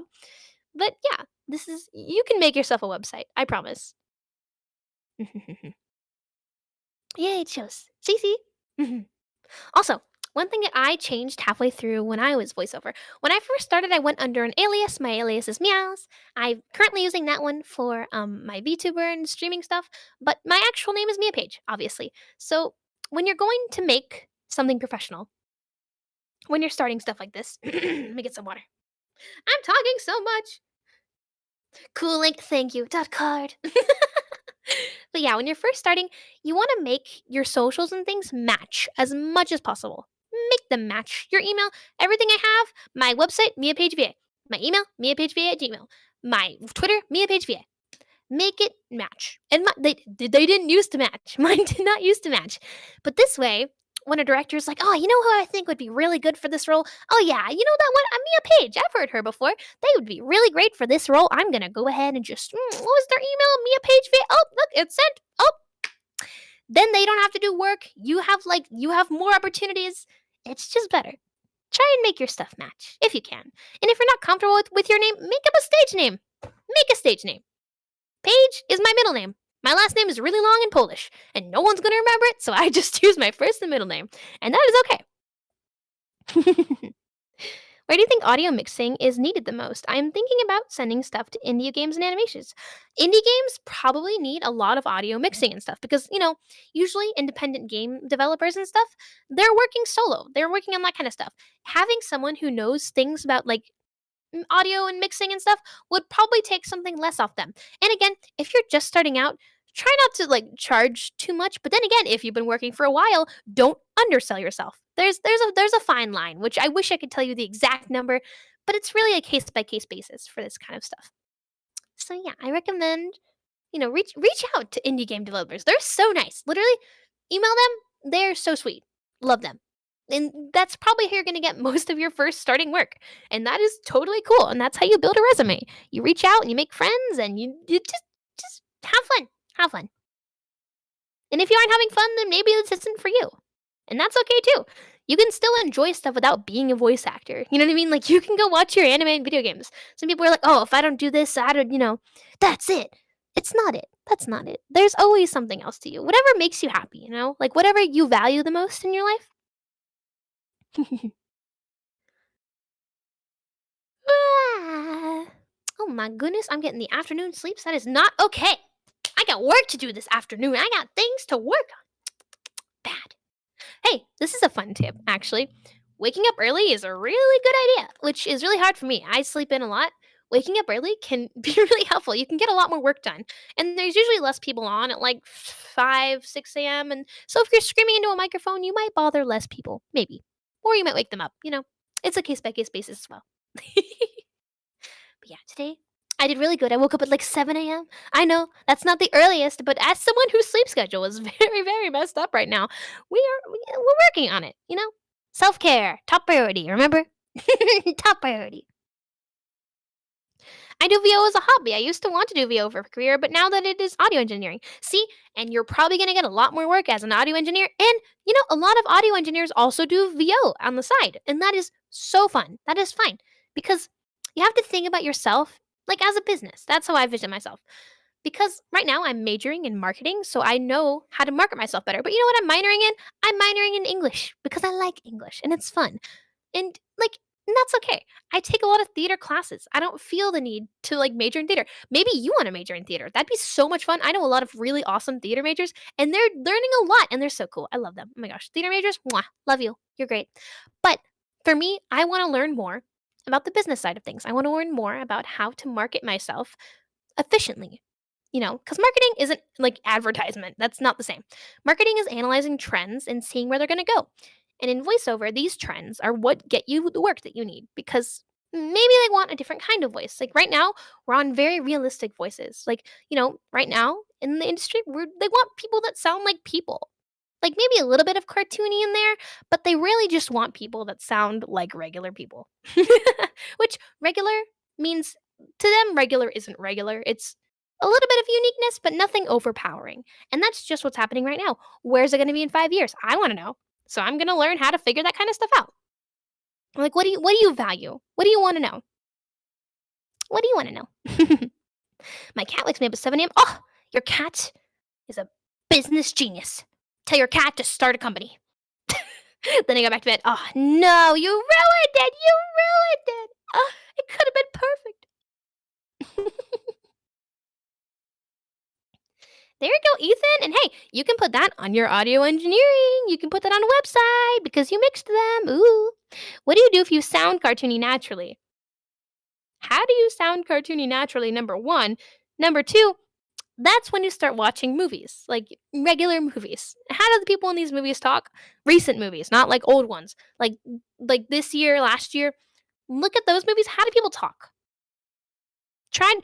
Don't copy how they talk because that's not what we need. Try and emulate the way that they speak, if that makes sense. Like the fluctuations, the way that they speak casually, like things like that. Yes?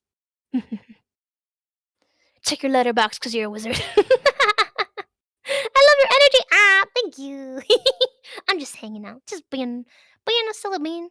Because let's be fair, all voice actors are we're all a little cartoony on the inside, and that's okay. Because, we're all a little bit animated. Even if, And again, remember, video games and animation are not the only forms of media. Come on, guys. We have so much more you can do. You can do commercials and narration. Audio description is so much fun. I just did that recently. Oh my gosh. So much fun. Was it a lot of reading? Absolutely. I read for like 26 episodes or something. It was crazy. But it's fun. Go out there and do it. I say I'm a little bit goofy. And hey, that's all right. Being goofy is fine. You're a wizard, Harry. Audio dramas. I love audio dramas. I like to listen to those like just for fun. Like just cuz. They're very fun. Trying to think. I heard an audio drama recently that I'm trying to think of the name of. What is it? I don't know. Anybody have any more questions? I'm trying to think of like what have I not covered yet?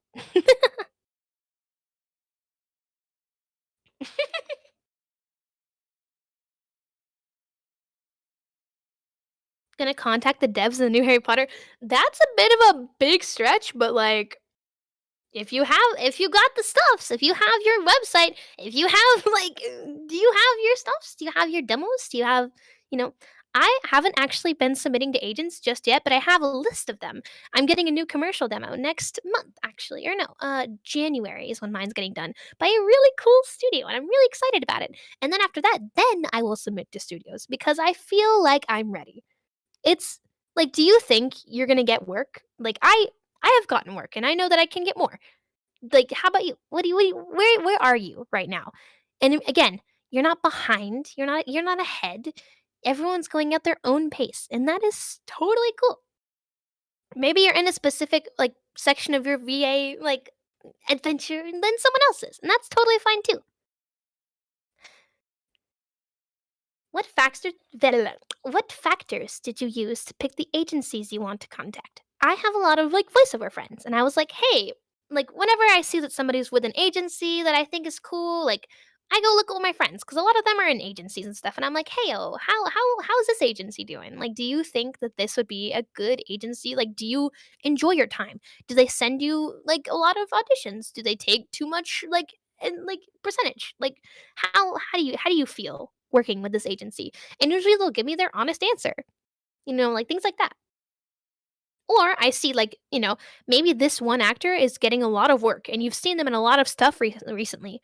Go check what agency that they are a part of and be like, I'm going to apply for this agency. And also, it depends on where you are because some agencies only take for certain areas, which is totally fine. It makes sense.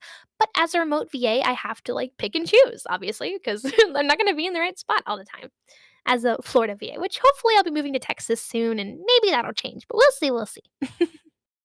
I received some work and have received some positive feedback. My VO coach just 2 days ago was very complimentary. You have a VO coach. That is a really good step, and that is amazing.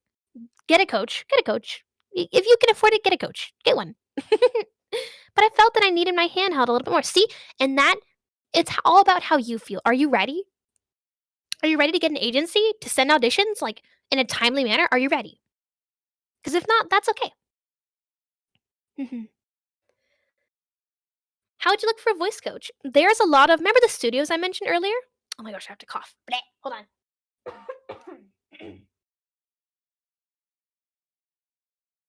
Allergies, would you like hold off for a minute, please? I'm like right in the middle of a very important conversation. Rude. Anyway, remember those studios that I mentioned earlier? A lot of them have coaches at these studios that you can be like, hey, and a lot of them have like a list of their staff that you can go to, like on their page, on their websites, and then they'll have like the list of the staff and like the list of the people that work there. And you can be like, this person says that they're open for one on one like instruction and things like that. I would definitely recommend doing that. And again, make sure you research the person. Is this person working? Have they worked recently? That's a thing. That's important. Things like that. Some production companies were in demand for someone with my niche. British Italian. Ooh, you have a lot to work with because, again, right now, people care about the voice actors behind the actual voices, which is cool. You would fit a lot of things because you are British and Italian. A lot of people are looking for that kind of stuff. Based in Italy. Ooh, even better. That is because people are very specific nowadays. They're like, I want someone from this specific region of this specific country. And I'm like, I cannot apply because I am not that person. But see, like that, I love June. Guys, June is amazing. Guys, if you like, and he has a lot of free stuff too. Take a June class. June Yoon, love him. He's phenomenal. He's like, he gives me like, whenever I see his stuff on like my Twitter, I'm like, oh, it's June, the VO dad. He gives me VO dad energy, and it's amazing. He's lovely. I took one of his classes a while ago. It was like the Swiss cheese analogy. It was so much fun and enlightening. It was great. I think I'm going to sign up for the CCC classes from him. Yeah. Oh yeah, they have classes on there now. I haven't really taken any of those, so I don't know how well they are, but definitely go check it out. If they're by people that are working, do it. Take the class, because obviously they're doing something correct. Casting call for Hawaiian cyclist born on February 29th. Literally, I'm not joking. That's how they are. Let me scroll through some. Let me give you some examples real quick. I promise they are just that. I'm not even being exaggerating. They're like, can we have someone from this specific part of Malaysia really quick? Like, I'm like, whenever I see that kind of stuff, I'm like, have fun finding it. I wish you the best of luck. Like, good luck. Good on you. Let me see. I'm going through my stuff really quick just to see if I can give you a funny example. Oh, wow. There's a regular casting call. That never happens. That one's like, can we have an American VA? I'm like, what? Look at that. Let me see.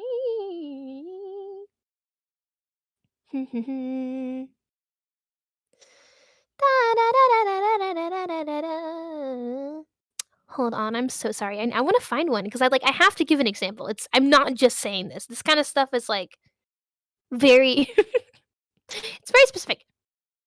And so like and what are you? Are you something? Like you have something. You know? Even if you're just like the most generic, like you're from the most generic background, you have a specific thing that would fit a specific type or something. And don't be afraid to try types that aren't exactly in your range, but you think you can do it. Try it. You never know. Try it. I've seen incredibly specific. Someone's like, I want a French, Spanish, like I'm like, are we picking foods now? Like, can we? I don't have an accent. American. American is an accent. You know, I like to audition for Southern calls because I'm from the South. I got a Southern accent in the back here, just kind of like chilling sometimes. Like, and you know, not all Southern accents are the same. Do you want a Georgian Southern accent? Do you want a Tennessee? They're not the same, I promise. And they're not the same for other places too. Doing an accent is different than being the ethnicity. And it depends on what the director wants. Like, you know what I mean? If they're okay with having someone who can do a convincing accent do it, then that's fine. But if they're like, I want someone specifically that is from this place, that is fine too.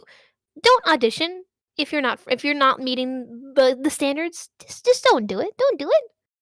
Come on, because then you'll be known as the person that's like, oh, they auditioned for the French call, but they're not even French. They're actually this. Like, don't let that be you.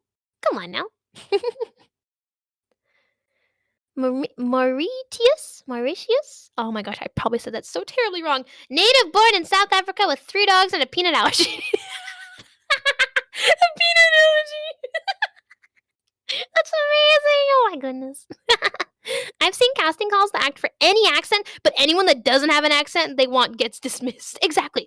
They're like, you can have anything. No, you can't. They want something specific. The best part is when they give us references.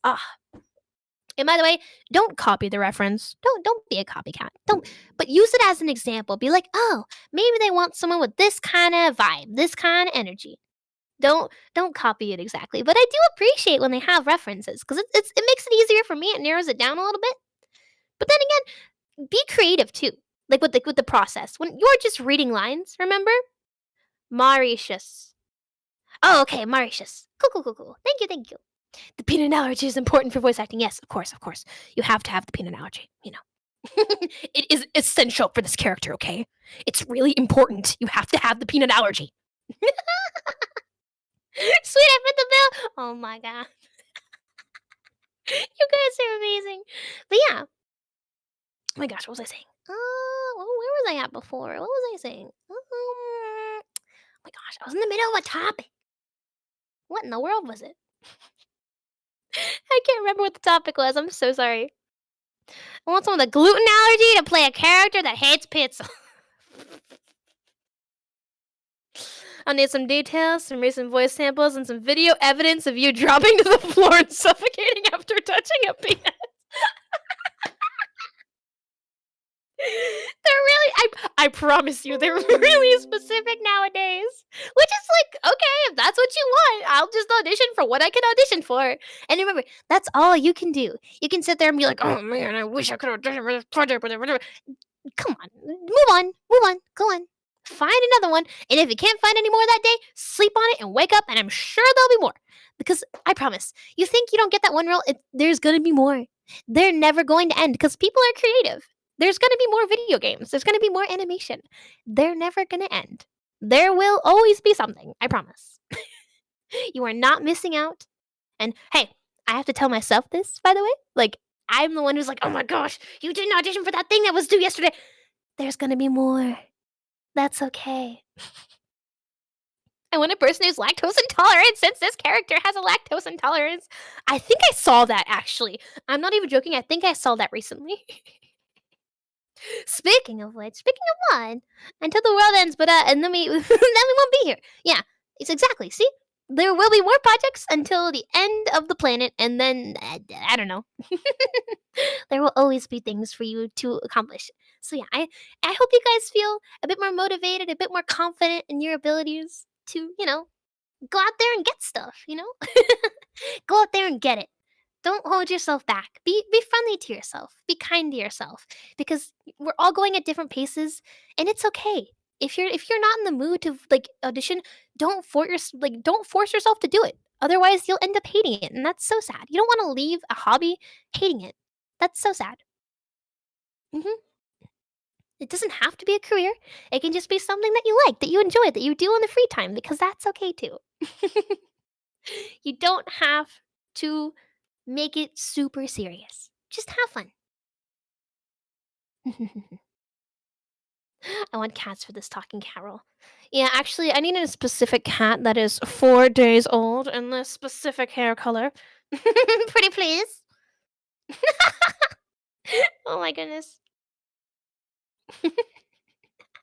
Toddler answer required from this. Y'all are my favorite. Y'all are really funny. Y'all are hilarious. Oh my goodness. I cannot. I have a duck. Is that accent acceptable? Wang. Wang. I don't know. What do ducks sound like?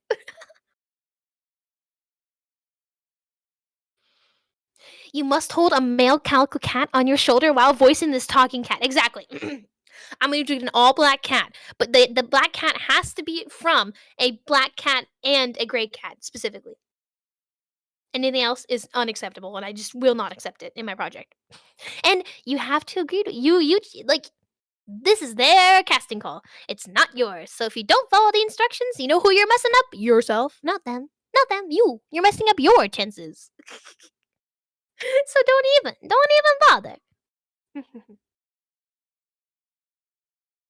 I have a calico that jumps on my lap every time I record. Oh my god. I'm currently living by myself, but my cat is with my parents in their house, and I'm like, ah. But good news. I'm seeing her this week for Thanksgiving. Lucy, I'm coming home. She's so precious here. Let me send cat pictures because, Is that allowed? Can I do that?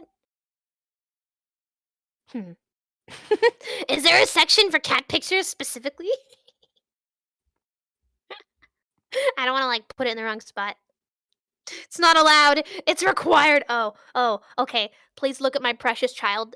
Her name is Lucy, and I love her, and she's my baby. I love her so much. This is my precious angel child cat. Loaf. She's Loaf. Look at her. That is the most loafy loaf I've ever seen. Do you see a paw? No. Look at that face. Look at it. She's just looking at you. She's so baby. How did we get on talking about cats? Teapot cat. I'm a little teapot, short and stout. Tip me over and pour me out. I don't know how the rest goes. She's so fluff. I love her so much. This is my baby. This is my child. She keeps me going, and she's literally not even here. I have a picture of her on my nightstand. I love her so much. Look at those whiskers. Is that not the most elegant cat? If you know where it's from, you know where it's from. Oh my goodness. It's so fluffy, I'm gonna die. The Oracle Cat awaits your question. The Oracle Cat awaits your question. What will you ask the all-knowing Kidder? Distinguished lady. Very distinguished indeed. We're just being silly now. But yeah, I hope all of you are doing super well. I hope everyone got like something out of this, right? Like, mhm. I hope you learned things. If you have any specifics, like, oh my gosh, I must know the answer to this one question specifically. I can't exist without knowing the answer to this one question. Would totally pass the entrance exam? Yes, exactly. My cat wanted to murder me. Oh no. Oh no. You've been extremely gracious. Ah, thank you. And people that are always like, "Oh, I don't want to share my knowledge," because come on now, come on, guys. And I don't like the mentality that we're all competing for roles because we're not competing for roles. We're all wanting to succeed, and we can all succeed at the same time. I think there's enough roles and things out there for everybody to succeed. I believe so. Help your friends, make friends, be nice, have fun, do all the good things. If you like it, keep going. If you don't, then just chill out. Do you know how to do that? Yes, that. Yo, yeah, that. That. Oh, yeah, that. Yeah, that. Auto heal. Oh my gosh, Adobe Audition. We love Adobe Audition. I joined late, but thank you for your time. If you joined late, I do believe that you can go ahead and watch it over on YouTube, if I am not mistaken. I would talk some more. My voice is currently passing away, which is so sad. I don't know why it's dying.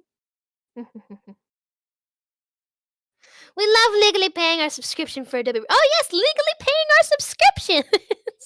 Yeah. The monthly thing. We totally do that. Yeah. Legally. You know what else is legally? Blind. I'm legally blind. I'm so sorry. I am the problem. It's me. Oh no. I'm sorry. Want to find out more? Subscribe to my mailing list. Want a break from the ads? Pay $100 a month, you broke piece of. I'm so sorry. Shh, you didn't hear anything. You didn't hear anything. Sorry, what? What? What did I say? No. What do you mean? Nothing. Congratulations, you won. Spotify Premium. If you would want to work with a well-known VO in the future, who would it be? Oh my gosh, there's so many cool people. There's so many cool people. Oh my gosh. The D&D nerd in me is like, I want to work with Matt Mercer. Like, he's the cool. I'm a D&D nerd. I'm sorry. I'm literally, I'm gonna be a DM like 2 weeks, like right before Christmas, whenever that happens. Oh my gosh, it's a wild ride. I do way too much stuff for one person. I'm like, oh, I can do that, and then I'm like really booked, and I'm like, well, it's better than doing nothing.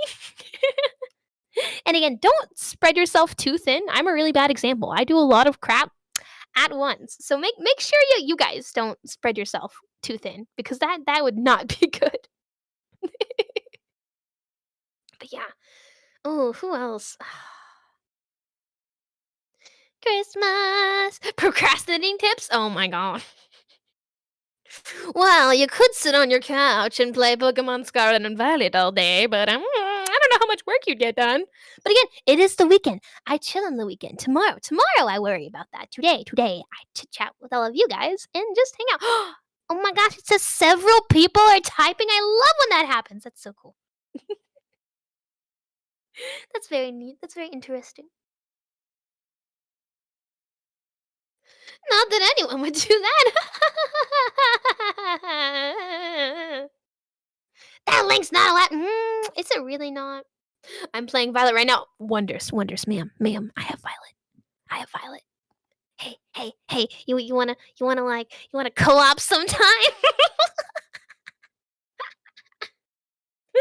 Literally. And I'm always free if you guys like have any like questions that I can answer. If I can't answer your question, I'll be like, I cannot answer your question. But if I can, I would love to answer it. So just like literally DM me anytime. I'm totally free. Very fun, very friendly. I won't bite, I promise. The workload. Yeah. How can I start something that can help me constantly do the voice acting that I love? Something more than casting call club. Hmm. Again, I mentioned this earlier. Joining any kind of local theater group, like any kind of like local, a lot of them have like events that happen, and they're happening all the time. They always have stuff because they need monies too. Anything like that, improv classes, actual plays, like comic dubs with your friends, reading me, just reading anything, reading the menu at the restaurant in a fun voice. Like literally, you can voice act anywhere. Anything can be practiced. I promise. You can say anything in a certain way. Look and like do your research too. There's ways to find like how to do things in a certain way. Being honest about no, not yeah, exactly. If you don't know it, don't pretend like you know it. Just ask questions. Be like, hey, I just really have always had this question. Why is the sky blue? Like literally, just ask. Like it's not gonna hurt. It's better to ask and have the right answer than to not have the right answer and then look silly later. Like, come on. Mhm. It's early to go to college. That's okay. You have local theater things, or your school has something, or if you don't go to like public school, you have like a theater somewhere. I promise. Wavelengths of light get filtered out by the Earth's atmosphere. Oh my goodness. Have societies or groups for common interests. Yeah, I'm actually doing a book club because I'm so a book club and like a video game thing. I couldn't find a theater like drama club at my place, so I might have to start one myself because that's just kind of how I work. They're very stickerly. They're like, oh, you can only do the theater if you're in the theater major, and I'm like, well, I'm not, but I still like theater, so heck you, I'm gonna make a drama club. So we'll see how it goes. Why is Bologna spelled? Oh, it's baloney. I always say baloney. Oh my gosh. I said Bologna. No. I apologize. I think like in India, my friend said she's from there. She said it's called Bologna. I think. That's what they said. Where do I get notified about open casting calls? Twitter. Oh, I have the best research for you forever and ever, and I will not shut up because I know the person who runs this, and she's so cool. Look up on Twitter right now, VA Casting RT. But again, before you audition, make sure you got the classes. Make sure you know what you're doing first, because you're putting yourself out there publicly, and this person might hear you again. You want to make sure you put your best foot forward. Like you're as prepared as you possibly can be. You know what I mean? Mhm. I love the place. Oh my gosh, it's amazing. It's not baloney. Wait, what is it? Wait, it's not baloney. Wait. How do I say that? How do I like whenever I do scripts where I don't know a word, I like look it up and I'm like, Google Translate. How do I say this? And usually it's fine.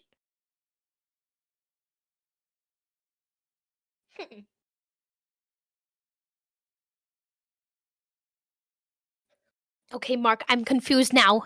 How do I say bologna? Bologna. How do I say it? What's the right way? Please enlighten me. I must know. Oh no. Thankfully, I don't think I've had to say that in something. Bologna. Bologna? Who? Bologna. Bologna. Meow. Bologna. Don't level me up with that, Bologna. Bologna. That's how you say it? Are you kidding me?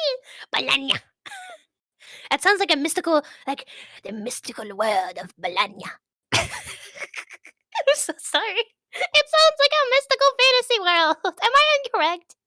Am I wrong? I don't think I'm wrong. I don't think I'm wrong. Am I the drama? I don't think I'm the drama. Am I the drama? Maybe. Maybe. We now give thee level Bologna. Bologna. It's well known for ragu sauce and mortadella. Mortadilla. The two L's, I'm like a yeah or a la. One of those, one of those. Pineapple on pizza? Yes. I have to agree. It's only correct. Here we go. Okay, hold on. Hold on. We have audio, folks. What's it say? Bologna. Bologna? Bologna. I eat a bologna sandwich.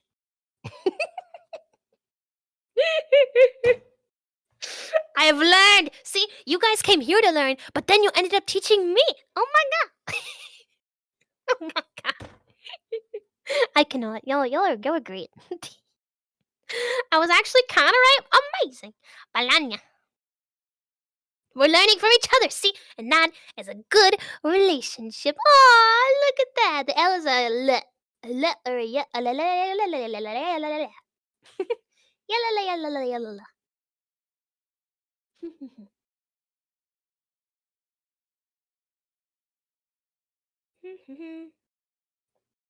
Oh no. I'm a paladin of Bologna. You are the knight of Bologna. Please take this knighthood in stride. I now dub thee Knight of Bologna.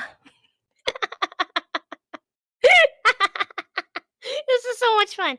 Y'all are great. I'm not sure how long I'm supposed to talk for. Hey Phoebe. Hey Phoebe. How long do I speak?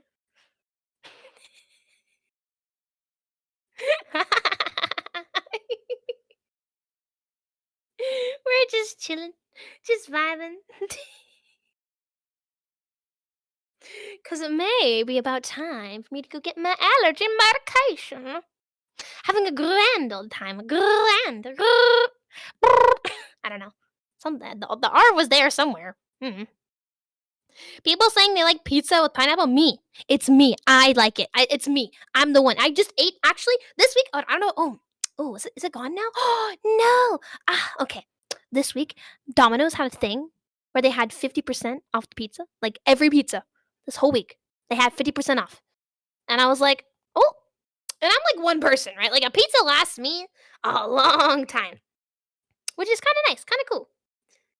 And this week, I got an extra large pineapple bacon pizza, and it was half off. So instead of paying like $21, I paid like 11 or something. And I was like, well, there we go.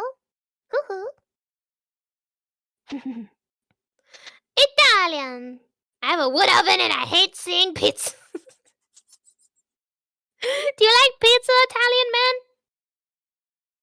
Or bean? I don't know. You could be a lady, gentleman, fella. Most people never try it. Wow. Never try it, but they have. I hate pineapple. I personally like my pizza on my pineapple. What? Oh, what? Huh? Wait, that doesn't sound quite right. It's not too bad if it's made right. You don't want to put the cold pineapple rings on it. I don't know. I like the cold pineapple on the warm pizza. I don't know. It works well. Pineapple pizza in the wood oven. I identify as a person who disapproves of pineapple. My pronouns are no pineapple. No. My heart has been broken. How could you do this? I thought we were friends. I liked the pineapple on the pizza, but you don't like the pineapple on the pizza, so I don't know how we can do this anymore. Friendship breakup. But yes, my throat is kind of dying, so I may have to pause right here if that is a-okay. I don't know if that's is that cool? I don't know.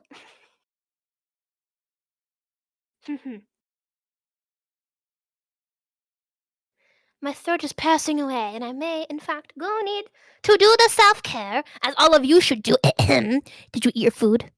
Drink your water? Did you do it? Did you? Huh? Did you? Did you? S tier, let's go! I'm a S tier. Take care of you. Yeah. You ain't seen nothing yet. People put bananas up. I hate bananas. I used to eat my medicine and bananas when I was a little kid because I'm blind and I have like 14 medications and like 15 eye drops. Like, don't worry about it. But oh my gosh, I'm a traditionalist. Are you saying that pineapple on pizza is not traditional? Oh my god. Thanks so much for your time. Thank you. I am gonna have to schedule. I don't know where the ban is. Ben. Thank you very much. Despite the short time I had, it was fun. Ah, well, yeah, you can watch the whole thing. By the way, we talked for like 2 hours. I think that's a good chit chat. You can speak or not speak. You can hear the lovely time that we had today. I think we were very fun. We were very silly, and we learned a lot. It was great. We had a whole adventure. I think it was great, honestly. And I hope all of you come to love this industry as much as I do. It's so great. You gave us so much stuff. Oh my gosh. Yay. I'm so glad because, like, this is like accumulation of years of doing the voiceover thing. You know what I mean? Like, there's a lot of stuff. There's a lot of things to know. And that's okay. You don't have to remember all this right now. But hey, this video is going to be on YouTube, and you guys can go back and check in and see what you want to remember again. And I hope this helps somebody down the road. But yeah, I am gonna have to skedaddle at this point because I gotta go take the allergy pills. Uh, where's Phoebe? Where's the bean? What if I add her really nicely, like, hello, it is me. Hi. I must go get allergy medication. Phoebe! Hello, it's Mia, because my name's Mia. I was wondering if after all these years you'd like me to go over. It turned southern, I'm so sorry. Everything. Meow. It's me. Hi, I'm the problem. It's me. It's me. It was me all along. I'm so sorry. I was the problem.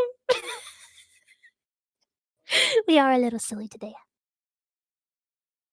What if Phoebe fell asleep because her cat was hanging out? Be careful! Oh, this is not copyright, by the way. This is my voice was not YouTube, but that was like 2 seconds. I won't. You didn't hear that YouTube beep beep beep beep beep beep beep beep beep beep beep beep beep. You did not hear a thing. Actually, you did not hear a single thing. Nothing. Nada. Get connected for free with educational connection. Want a break from the ads? That's my favorite thing. I'm so sorry. It will never get old. Don't there's an issue with you just leaving. Yeah, I'll probably have to just pop away because my voice is like dead. But I know she was recording, so I was like, are we gonna stop the recording or is it just gonna record forever and ever and ever and ever and ever and ever and ever? The recording will never end. You are fun. Thank you. I consider myself a very fun individual. Hijack it. Hiya! I believe. It's gonna end on February 30th. Why? Not like Valentine's Day? Like, Valentine's Day would be cool too, right? It's me. It's me. Mia. It's Mia. December 32nd. Wait. Hold. Trapped here. Held hostage by the recorder. Day 777. The recording still hasn't stopped. I don't know when I'll get food or water. Please send help. Beep, beep, beep. I don't know. I'm so sorry. Oh my goodness. You have to stay here till the end of time. No! Oh no! Goodness me. August 25th, 2551. Oh my gosh, that was I feel so old. It's 2023 in like 2 months. Oh my god. What? What in the Jesus Christ was that? Why? Wonders, when did I meet you? Did I meet you in like 2019, ma'am? Like, I feel old. Oh, so sad.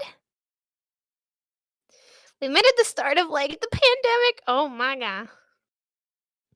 Imagine we all become cold and Discord be an old people thing. Back in my day, we had Discord. We used to share screens on a screen. It was rough back then.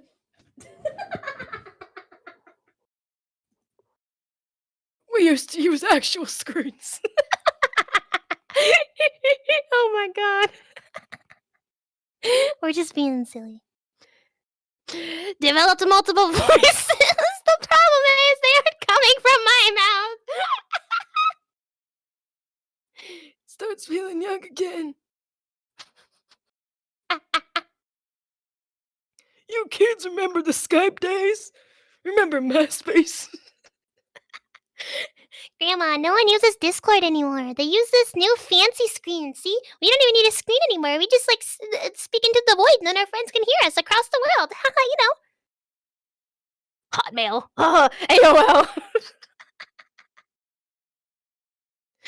I will be playing Minecraft in my 80s. Thank you. Quizlet. Why aren't you using your table? Why aren't you using your table holograms, Grandma? Jeez. What's that? MacBook? That sounds weird. Back in my day, we used Discord. You mean like chaos? You guys use chaos? What do you mean? Big MacBook! Oh my god. I literally have to skedoodle at some point. Otherwise, I will pass away. Everyone, do have a good day. Do good. Have a good one. I hope you do very well. And yeah, I guess I'll have to skedoodle. I'll miss you guys. Please learn, grow, flourish. DM me with any, I don't know, questions. DM me with exciting news about yourself. I don't know. I want to hear it. I want to be like, oh my god, you're so cool. I want to hype you up. Why not? If I can't answer the question, I will say that I cannot answer the question. Oh my goodness. NordVPN sponsorship. Oh my goodness. Anyway, bye. Love you. Mwah, mwah, mwah, mwah. Any questions? Go. Hurry. Run. Quick. Hurry. Go. Hurry. Go.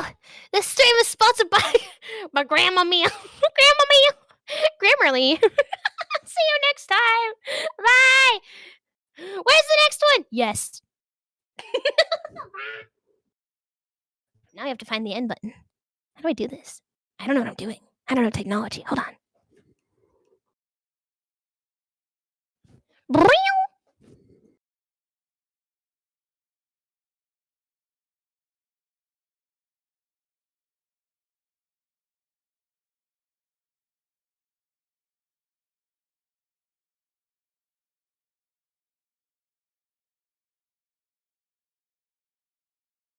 This session has ended.